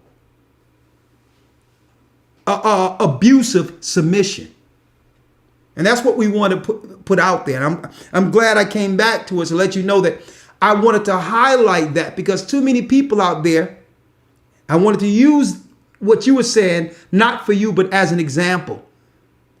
We allow too much of our privacy to other people. We allow other people to dictate our household. That's wrong. Mm-hmm. You shouldn't allow that. You should build a barrier, a wall to what will never come into your home, even if you're going to use that platform. Mm-hmm. That's right. So I'm using you, sister, as an example of, listen, you got to build boundaries. If you're going to be on those platforms, make sure you build a boundary where people know that if you're going to interact with me, you're going to treat me with respect. Mm-hmm. Or you're going to get blocked or whatever that is on there. When you come into my space, you're going to honor me as if you were standing before me. And in no way you'll be standing in front of me and my husband saying that I'm supposed to bow down and be naked and all these things without what? Without my husband actually selling you. So what we allow on these Facebooks and all this it isn't right. Mm-hmm. So that's why I wanted to use as an example. You have to start setting boundaries. Sister, you got to set boundaries, and your husband have to set boundaries. Like if you're going to be on there, these are you want to have no different conversations than if you were in front of me. People are saying that it was a sister who actually shared it. It was a woman that made the post. It was a woman that made the post. That's what you said. It was a sister that told another sister. See, and not only that, this is what happens with abused women. She's trying to justify that abuse by saying so that she can't, so it don't seem like she's doing something out of the pocket. And she's trying to now convey that and make people believe that they have to be like she is in an abuse relationship. And that's even worse. The deepest part, she's probably not doing that at all. Exactly. She's trying to seem like she's on some certain level. Yeah. Yeah. You understand? Yeah, usually people are out there like that and saying these things. That's not the reality of what their situation is. They're trying to. 9 times out of 10, the person who posted that is a person without a husband. Exactly. And let me mention this as well, Elder. You hear a lot of stories of people, brothers and sisters, stating that my family don't want to hear this, and this is breaking up my family and things of that nature, or certain things are being brought forth that are, my family just don't want to get it. And sometimes we think it's just because they are bringing to their family. I'm not talking about the sister in particular. I'm just speaking in general. We may think it's because they're just bringing their family the gospel. They're just bringing their family the teachings. But it's all these other things as well that people are introducing. They're bringing home. They watch a video. They go on to Facebook or social media posts, and they see these things, and they're trying to impose these things that they're seeing on these different sites on their family. And their family is looking at them like they're crazy. Like, where are you getting this stuff from? So it's a word to the wise. You have to be careful of, number one, as you mentioned, setting boundaries. And also you have to be careful and understand that when you try to bring these things to your family are normal thinking people. They're sane people. They may not have the truth, but they know right from wrong. Yeah. And when you bring certain things to them from these different places, all these different sites, they're going to look at you like you're crazy. And they're not going to listen to you. So she's And- supposedly yeah. married. She's supposedly married. She would just. Well, listen. Which is even more. Weird. If she is married, whatever the case is, her husband should have had her under wraps. She shouldn't be out there posting what she do, because this is what she's really bringing forth. This woman, in correction, what she's doing is, you cannot be putting out publicly what you do in your own bedroom, which in your own house. She's out of the pocket. Mm-hmm. Exactly. So she's all loose like that. A man is supposed, you sister and you brothers out there, you're supposed to be ignoring people like that. Mm-hmm. Like you out of the pocket, sister. Okay, your house is your house. That should be private. It tell you the discretion of a wife fattens her husband's bones. Mm-hmm. You're not supposed to be out there. So I wanted to correct that, because I thought I heard her say other groups, and automatically I thought that it was coming from a guy, which was really ridiculous. But the fact that a woman is out there saying that a woman is supposed to bow naked to a man, sister, you out of pocket. Yeah, that's off in itself. The answer's all over, but it's looking like some kind of couple thing or something like. Well, I don't know. There's segments of Facebook that the people that listen to another church shouldn't frequent, Mm-hmm. because people are tossed to and fro all over the place and being distracted. Because based on what's going on now, folks, people have to they're well behind. Mm-hmm. That's right. They're well behind where the conversation should be right now. Exactly. You should have been dealt with that husband, wife, and all that. We're trying to bring it all out now just to get you together for the wilderness. Uh-huh. But all that time to get things together, they're well behind the 8 ball, if that's what you're talking about right now. That's right. With the mark of the beast instituted, with them about to shut down food and food banks being commandeered, with the military being, deployed in certain areas. Now, what are you going to talk about? Naked with the husband and all this crap? Listen, it's time to focus. Let's read it, Elder Lawyer. Ephesians 4:14. That we henceforth be no more children, tossed to and fro, and carried about with every wind of doctrine. Exactly, because guess what? Only silly girls will be online talking about how she bowed to her husband. That's a silly girl. That's a silly girl talking. No woman with any honor in class would put herself out there like that. Mm-hmm. That's silly girl conversation. You're getting tossed to and fro in different winds of doctrine. Whatever fetishes her husband have for her to do, that's between them two. That shouldn't be online. Mm-hmm. Read. By the sleight of men and cunning craftiness, whereby they lie in wait to deceive. They lie in wait to deceive. And you know what? And this is why we teach and we be bringing forth the law and the understanding and codes when it comes to the requirements of a man and woman. Therefore, at any time with the wisdom, when people make posts like that, y'all can come back with, hold up. A wife's discretion fattens a husband's bones. You should be talking about sex or what you would do with your husband. That's your business. What is that online for? Mm-hmm. Sisters like that need to be corrected. There's no authority she's wielding. She's silly. Right. Okay? Let's go to next. What she's trying to do is make other women believe she's more submissive and holier and more virtuous than other women. She's silly. Mm-hmm. A real woman of class don't put herself out there like that. Let's get to the next. You got something else, Lawyer? Yes, sir. You can get the. All right, let's get to the next call. 917.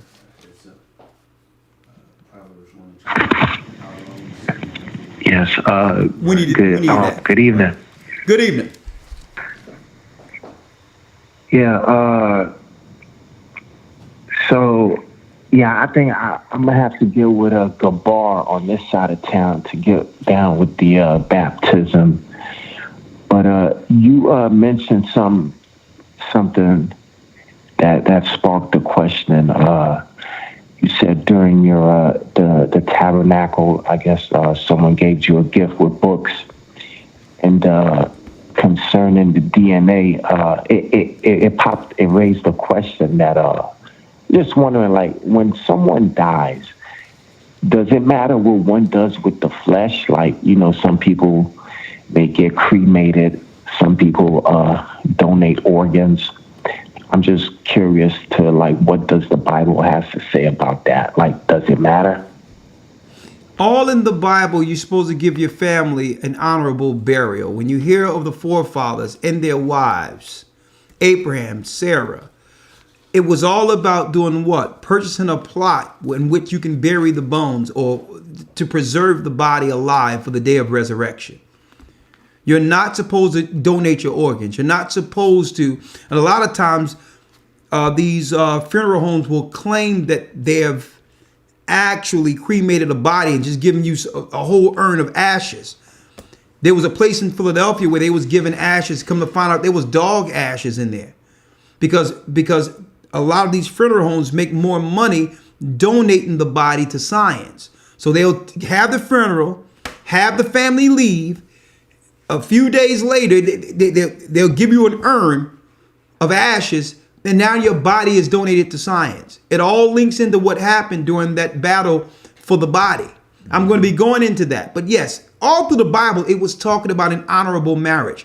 You're not supposed to cremate. Cremation is a sacrifice to the gods. We came from the dust. We came from the dust. We came from the earth. We're supposed to go back to the earth. That's an honorable burial, so that the Most High can preserve us in the ground until the day of resurrection. All right. And thanks for that. And just one more question. You also touched up on the Joseph being the actual father. I mean, you know, me not being knowledgeable as much, but so are you saying that like Joseph and Mary got together, did what they did, and and Christ was born out of that, or are you saying something else, like he fathered the child? Okay, you have a Bible? Yeah, I do. Actually, the one you know, from watching you guys for that's a question. Year and a half, 2 years. See, when I ask a question, the answer is yes or no. Do you have a Bible? Yes. Okay. Go to Matthew, the 1st chapter. Well, sir, I mean, it's not here with me right now. Okay. Well, brother, I can't answer a biblical question without you having a Bible. Well, I could always refer back, you know. Okay, so you say Matthew? Matthew, the 1st chapter.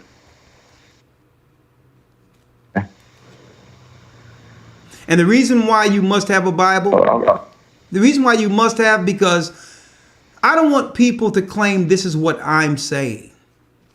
You have to see it with your own eyes. So when you look at your Bible, you'll know that Rakosh Yar didn't publish your Bible. See, people can easily, they want me to talk so that they can say, this is what the Gathering of Christ Church is claiming. This is, and therefore you can separate yourself you can separate your thoughts and what you believe it is and continue with that by claiming, well, okay, that's just their opinion. That's their philosophy on the Bible. But if you read it yourself, when this broadcast ends, you have to live with what you see. Yeah. Okay. Yes, which is why October 11th, you know, I do plan on joining so I could get a better understanding. Like the what is it, the 1911 version? You know, it's a little difficult. Hey, brother, I'm just asking you, do you gotta have a Bible? Hey, brother, listen to me. I'm just simple. Do you have a Bible?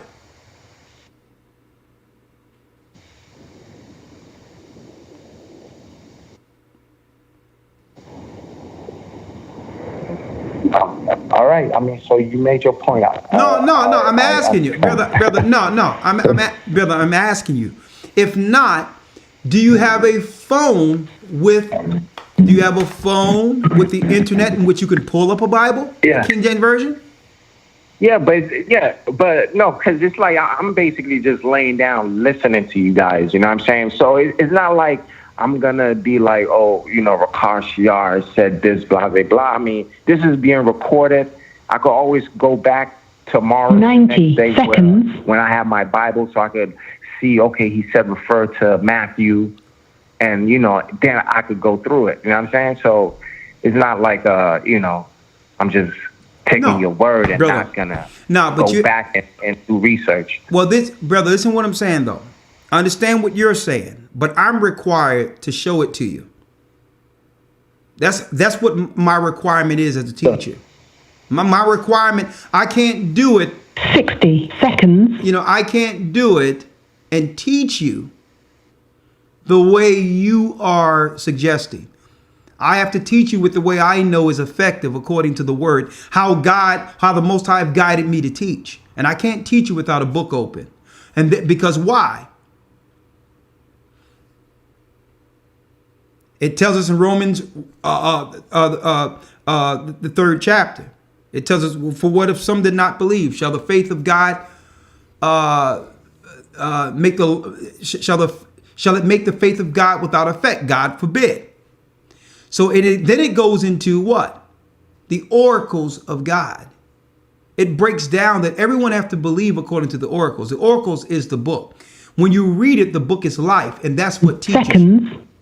Okay? I can only direct you. I'm not going to give you an overview so you can go back later. As I'm teaching you, because as you're reading it, I want to make sure you're understanding it according to its context.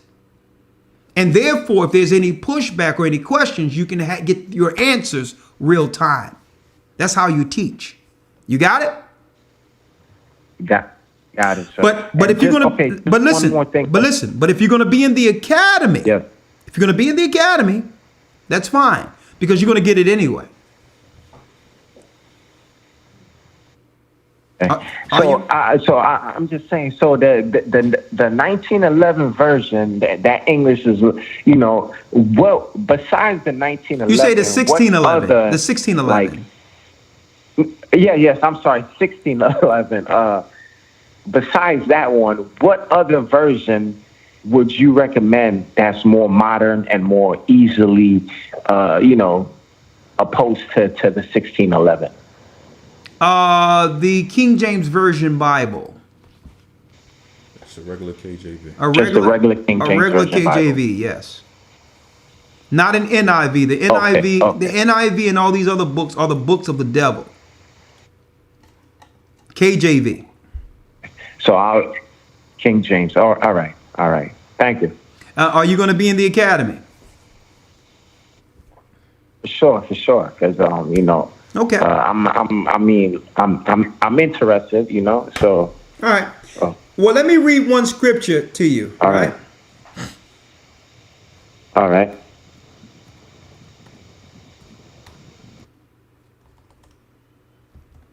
Real quick.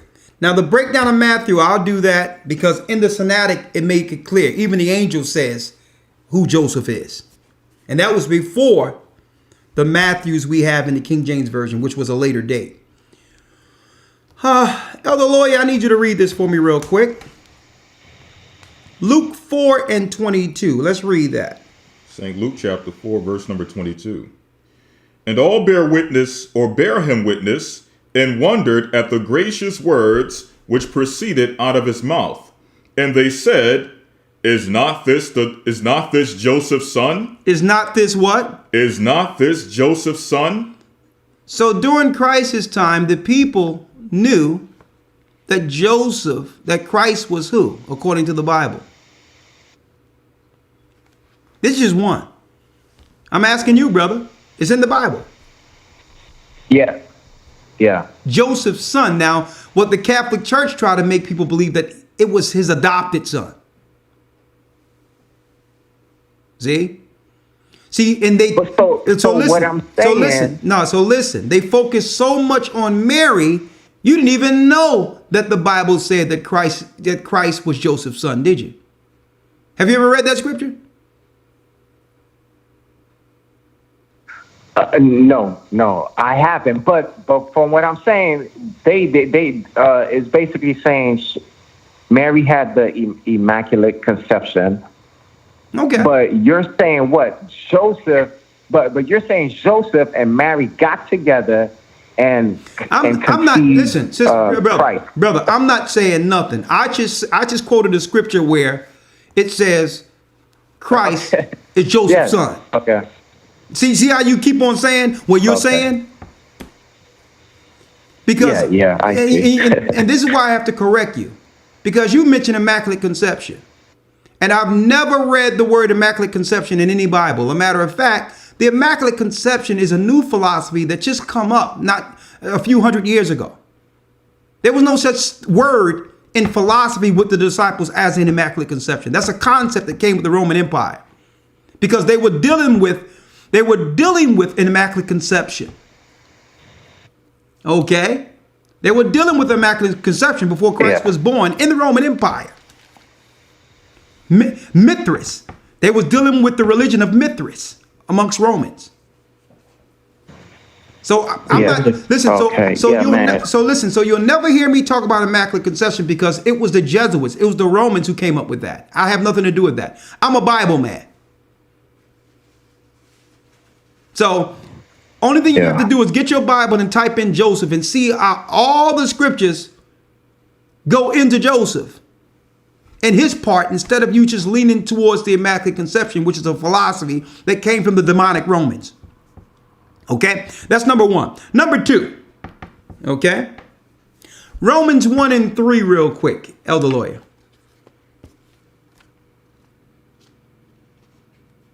So this is not what I'm saying. Romans 1:3, read it. Romans 1 verse 3.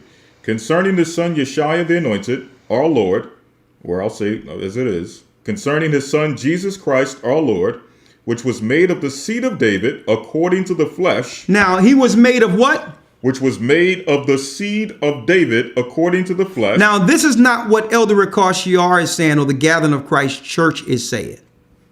Right? What's your name, brother? Yeah. Will. Okay, Will. All right. Concerning the son Yeshua, Christ, our Lord, which was made of the seed of David. Now, seed, brother, in the Greek is 4690. And guess what it says here for seed, where Christ was made of the seed of David? It says a seed, and the word is sperma, S-P-E-R-M-A, sperma, offspring, seed. Because a nation is dictated or confirmed through a man's seed. If Christ didn't have a father, he don't have a nation. So the Bible says sperm. Yeah. So I need you to tell me how this was produced. How was this sperm that the Bible says Christ came of was produced? Yeah, so the Bible clearly stated that, so there's no such thing as a immaculate conception. I mean, hold up. Slow up. You keep on saying there's no such thing as an immaculate conception. I never read no immaculate conception in the Bible. I don't know what that is. That's foolishness. There is no immaculate conception. That's a philosophy. Colossians 2:8 says, beware lest any man spoil you through philosophy and vain deceit. Now you have to realize Christ was the Son of the Almighty before man was made. So he was the first begotten of the Father in creation. So it doesn't take away from who Christ is, because the Spirit that came from the Father that was made in the beginning was the Spirit that came, that was sent into Mary's womb. That's the Spirit. He's still the Son of God because that Spirit is the first begotten of the Father. But in order for him to take away the sin of Adam, he had to come through sinful flesh. He had to come through that same seed that was produced through sin that came through Adam. So according to the Spirit, he's the Son of the Almighty. According to the flesh, he came through the seed of Adam to destroy that sin that came through Adam. He's still the Son of God. We're just tearing down the lies and kicking Semiramis and Nimrod and Tammuz legends that the Romans have injected out of here. So Immaculate Conception, I don't know what that is. I'm still reading the Bible. I'm still waiting to find that in the Bible. There's no such concept. Yeah. All right? Yeah.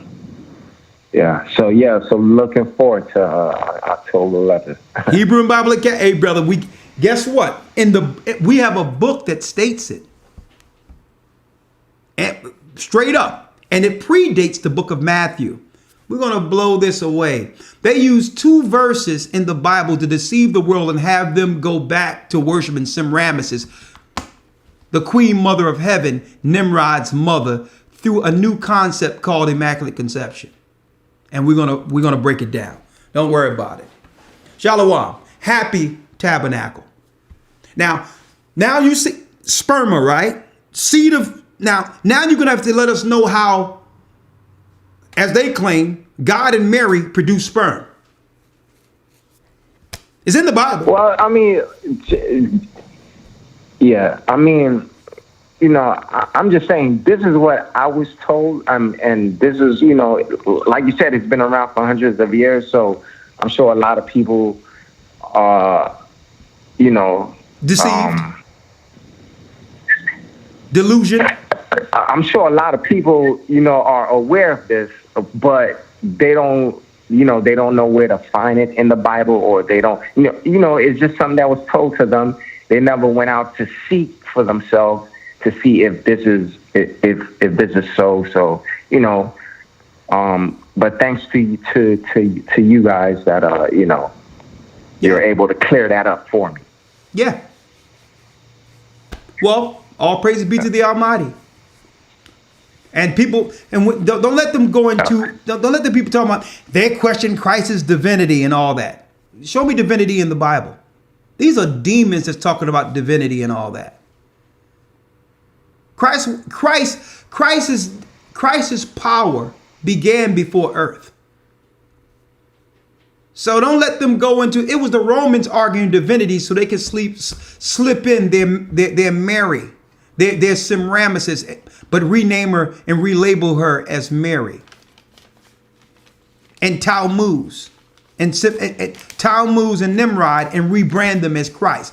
Guess what? This virgin thing started way before the Romans. It started in Babylon. We fell to that ideology and began to erect trees to that same ideology a half a century before Christ was born. So we're breaking all the spells Satan has on our people. Okay? Shalom. We welcome you to the academy. And you're going to have the records and the references to be able to stand behind your ideology, just using the Bible going forward. Shalom. Shalom.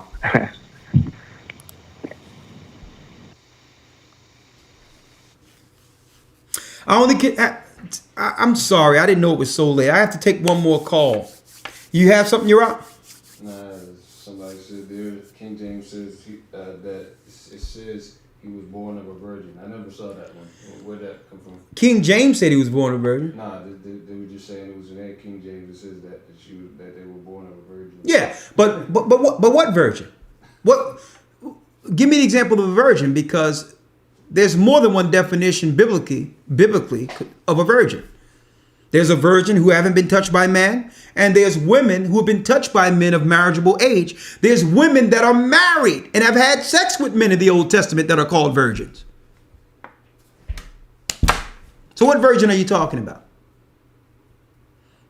When you read Deuteronomy 22, there's a scenario where a man is married to a woman, don't want to know more, right? He found some level of hatred in her in which he's trying to put her away.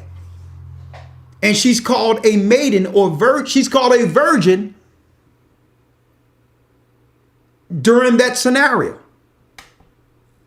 And she's already married with the token of virginity. And in the chapter, a woman who had sex with her husband is being called a virgin. So you've been deceived. That's all. Under Esau's definition here, they would make you believe that virgin means a person who have never had sexual intercourse. When there's more definitions, there's more ways to define virgin in the Old Testament. We're Hebrews. We're not Romans.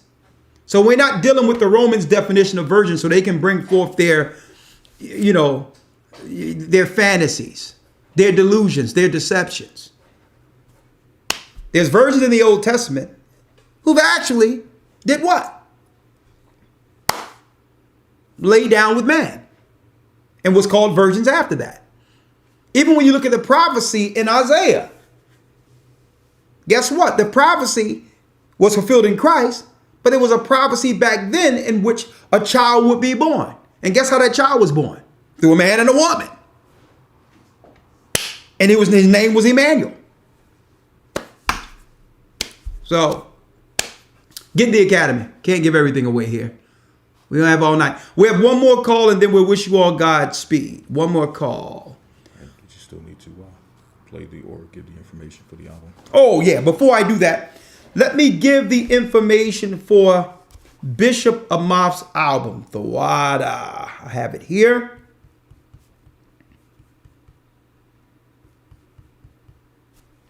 Yeah, and guess what? It's amazing.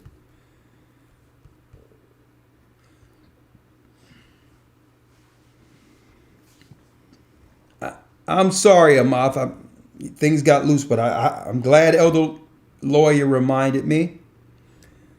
Bishop Amath's album, The Holy Empire, Bandcamp.com. I need y'all to click on that. And I'm going to play a sample, Energy, a new album from a bishop of the Gathering of Christ Church, Philadelphia, Amath. Man, he's bringing it.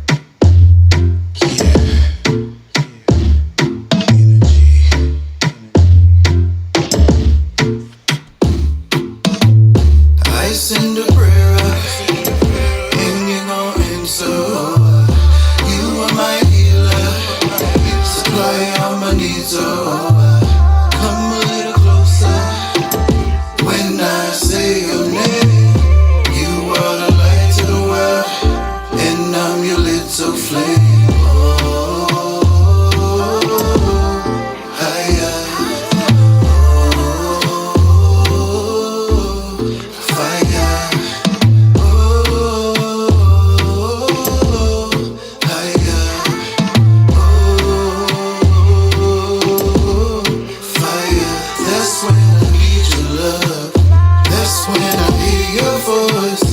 Every time I read the book, you are my only choice. Picture me cold on a high in a dark, dark corner when no one hears me. When I need help, there's not anyone left but you and me. You are the one, you shine the sun. Now I begin to see. Feels like you always hear me. When I needed a father, you always guided me. When I needed shelter, you always covered me. Even when I didn't know you were, you always loved me. Even when I stepped out on your trust, you never left me. Oh no. I send a prayer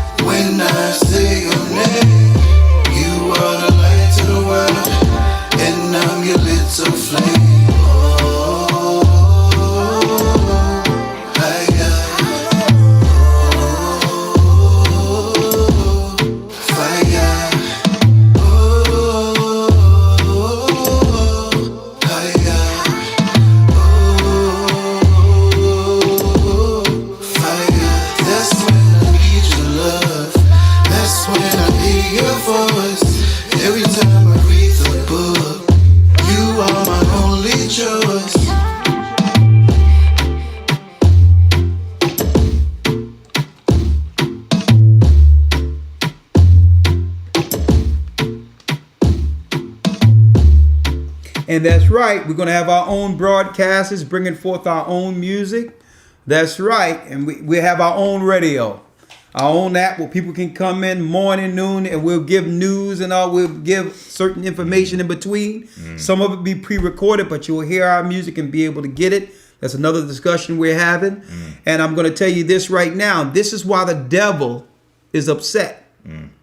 Because for the first time, we're making our own product, praising the Most High, without the vultures having an opportunity to steal it, to take our music, to squeeze every ounce out of us, take the royalties so that their children can have a better life. And this is why they're upset, because now it's like, no, we don't have to sign a deal with you. Okay, we don't have to sign a deal with you. We may not get, because we're not going to get the millions anyway, because everything you give us in an advancement, have it where we become indebted to you. Okay, I'd rather make less money and sell my own units and know that my children will have something afterwards than allow you vultures to put my music on your machine to actually do what? Grandize yourself and give your children and your grandchildren generational wealth. Okay? And usually when you have a platform with a lot of people looking at it or listening to it, there's payola, where you have to pay a radio station or a company to actually play it. Guess what? Amaf did that music, and even though we have thousands of people looking, I didn't say, well, listen, in order for me to put you down, you're going to have to give me some scratch. Nah. You know what I did? This is what I did. This is being on code. This is supporting each other. I took the link and gave it there right to you. So whatever this brother get for his hard work, it goes for him and his family.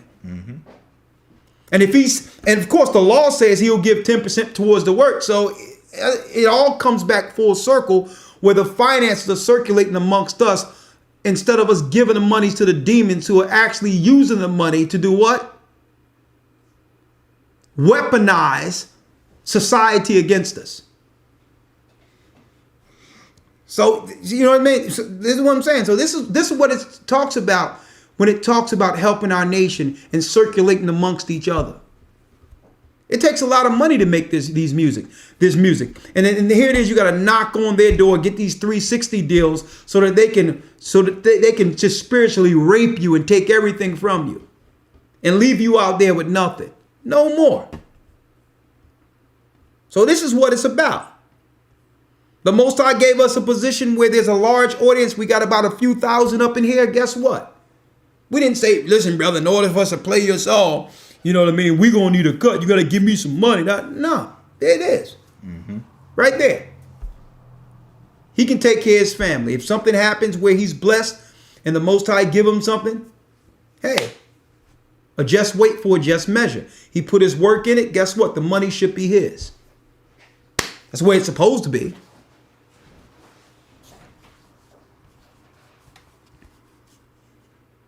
No more getting taken advantage of by these culture vultures.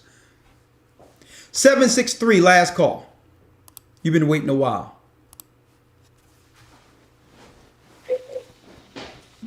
Hello? Shalom. You've had the honor. I apologize for everyone else who stayed on hold. Don't worry about it. The next time we do a broadcast, I'm just going to open it up. We're going to go straight to the call so that don't worry about it. If I didn't get your call tonight, don't worry about it. Just call back. I'll make sure I take a snapshot of what I'm seeing here, and we'll make sure we'll get to your calls first the next time we open up the lines, okay? All right, you the last call for the night, sister. Talk to us. Yes, how you doing, Elder Elder Lawyer? We're doing fine. Thanks for asking. Elder, this is Sister Tracy. That's Tony's wife. Well, sister, do me a favor. Turn us down on the background. Make sure we're not on in your background. I hear myself. Okay, I'm trying. Okay, because I'm not even hearing you talk to me, so I guess that's why it's so awkward for me. Well, there's a delay, but if I can hear myself, that means I must be on a speaker or something there. You know what? I have my headset on because I didn't want to echo, so should I take it off? No, just say what you have to say. I just won't speak until after you're done. Okay. Well, Elder, I just wanted to get on here and just thank you and Elder Lawyer. And I've been wanting to get on here and say something because you all have been truly a blessing to my family. And I just sometimes get nervous and my words don't come out right. Okay. But I had to share this with you guys. My husband, had diabetes. And Elder, you told him to come off of this medicine. And I'm telling this again because I've been sharing it with everybody else about his diabetes and stuff, where his diabetes was so bad that his legs, he's still dealing with his legs, but it has come down so much. But he came off of that insulin. You just told him to come off of it. And we were really scared, like the whole family. And my one daughter that's like a nurse, she got scared because before he came off the insulin and stuff, his sugars went up to 1,000 and we had to rush him to the emergency. He lost his eyesight and everything. But this last time, you told him just come off of it. He's going to have to do it anyway and have faith. And so he did what you told him to do. And when I say everything regulated, like I can't even say the week, like within the day or two that you told him to do this, we were looking for him, whatever he ate, we were looking for it to spike up and his sugar at least to be like close to, 500. But his sugars never went over 200. And his sugars is still like down, low.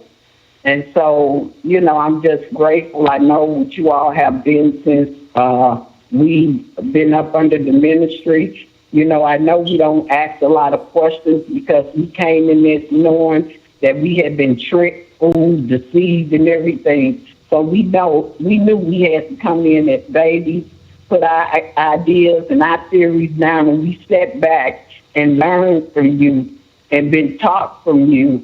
And when I say we just been eating it up because we have gained so much wisdom and knowledge, through you guys. And I know money cannot pay for this. And we would never have the funds to give you from what we have been taught in this ministry. And I'm not just here saying some things. I mean this from my heart. I know what we have before us. You have truly been a blessing in my family's life with the teaching and the knowledge and the wisdom that you have given us. I know Tony probably could have been one of the victims dead now. I could have because we didn't know the trickery within the system.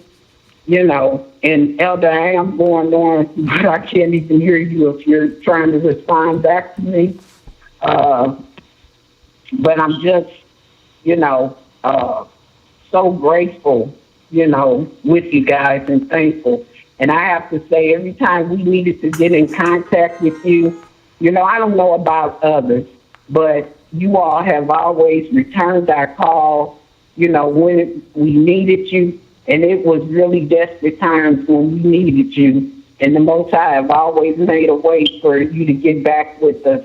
And I'm not going to keep you. Just want to let you know that, we're here for you. We're grateful, and even if you ever make it to Minnesota, not that we have a big place, but you are always welcome to stay here. You and Elder Lawyer. Oh. My family, we truly love you guys. And Okay, appreciate you all. sister, that's a lot to unpack, but real quick, just to pinpoint the diabetes thing,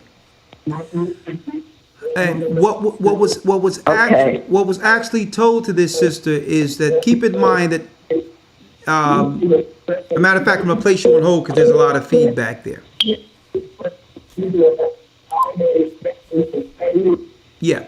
What was actually told to the sister that the majority of the diseases they put in our community, they first had to break us down psychologically into making us believe that we had a disease. Okay? There's no such thing as diabetes as a disease.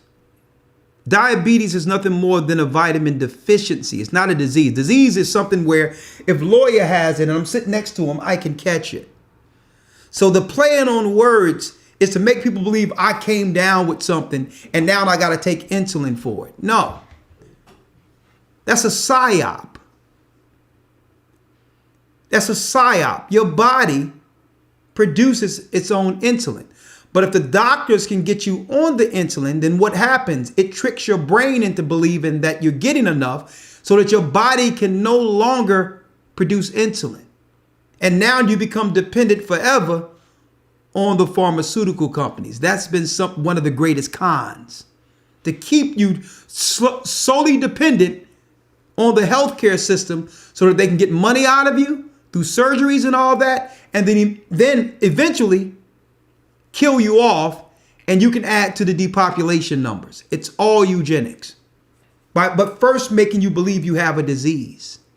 Through the fear, they get you on the insulin, and the insulin begins to do what? Dry up your veins and all that, where blood cannot circulate correctly through your body.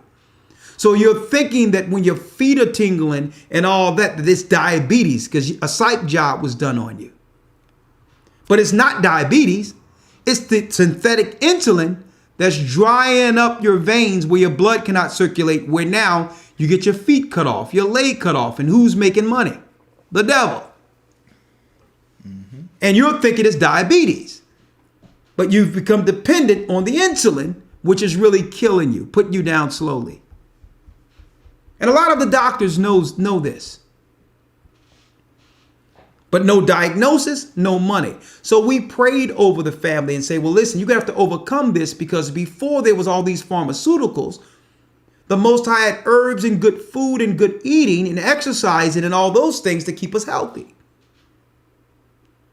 So the first time she said she went off of it, things spiked, because initially, if you stop the regimen, your body has a reaction to it immediately. So that's the body saying, I don't understand this. But then she trusted in the Most High, because they was talking about cutting things off and all that. And they trusted in the Most High. We prayed. They began to eat together. They began to exercise. And guess what? He's saving his limbs. His body began to regulate, because without the medicine, your body begins to operate again and bring forth its natural insulin, and it fixes itself. And now they're celebrating the fact that he don't have to deal with these medications anymore. He's overcome the curse of the psyop that was leading him to his own demise. And I hear many stories like this, where even the disciples, they began to do what? They began to pray and heal people. The first healing starts here. Stop allowing them to make you believe something is wrong with you. Okay? They're in the business of sickness. And you go through all these things and do everything they say, and then eventually you die anyway, or you die an early death anyway. What good was it? You're dead. You have to believe and understand this. And guess what? There is a lot of good in modern medicine. There's a lot of good in it. Okay? But you have to understand, hospitals and all that are good for acute things, emergency things. So we're not saying that it's all evil. But you have to understand when it's a psyop and a psych job and a part of eugenics and used to put you down. Have you depended all your life on medication to where now they can up their numbers through cutting you up like an animal, hacking off your limbs and all that. And that's no quality of life anyway. What quality of life that is, where you're running around with all these patches on you, your legs are cut, you can't even walk. That's no quality of life. It's okay when it's time for you to go, when the Most High calling you home. It's okay to go home whole. It's okay.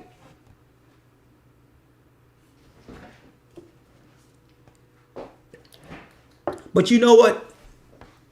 I'm so glad. It feels so good because I hear these conversations all the time. It feels so good to get good news. We're brothers and sisters called in appreciation for what the ministry have helped. I mean, I've had many people come and say, Elder, man, I don't know where my life would be if I didn't run into your lessons. And guess what? I'm a vessel. That's all it's about. It's that seed that was planted. And I continued with that seed, to plant that seed to help brothers and sisters. And brothers and sisters, that's what it really comes down to. You show me your faith. We'll show you our faith by our works.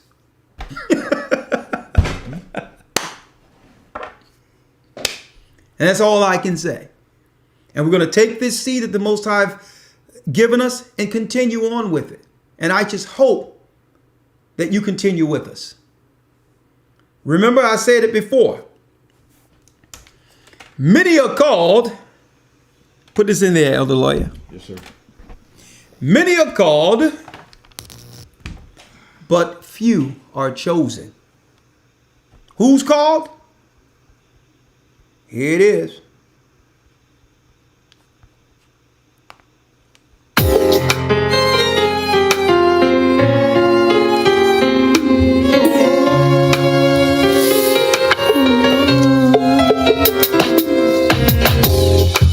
The East is where we're from. The 12 tribes of Israel. In 721 BC, the Assyrian king, he took us down, we fell. With the great escape we went through the Euphrates. The Lord held the water still. To a land where no mankind dwelt, we went. The 12 tribes of Israel. So we be Manasseh, the Cubans. We from Puerto Rico, and Valley from the Isles of Hawaii. The Lord is calling back Israel. Zebulon from Panama. The North American Indians, Simeon, the Dominicans, the highest gathering Israel. The Arabs and Africans told us, at gunpoint, together our wives and children then sold us. In the belly of these great ships we traveled in fear. By the rivers of Babylon we found our brothers here. Asher in Colombia, Reuben from Australia, Issachar, the Mexicans, from gathering Israel, Judah, the Negroes, Benjamin, the West Indians, Levi, the Haitians, the highest gathering Israel.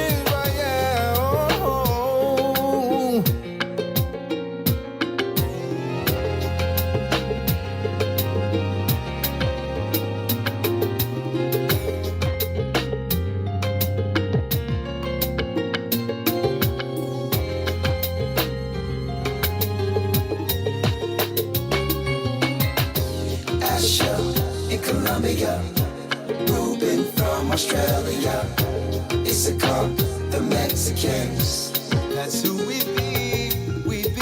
Judah, the Negroes, Benjamin, the West Indians, Levi, the Haitians, Manasseh, the Cubans. We from Puerto Rico, and Valley from the Isles of Hawaii. The Lord is calling back Israel. Zebulon from Panama, Gad, the North American Indians, Simeon, the Dominicans, our highest gathering Israel.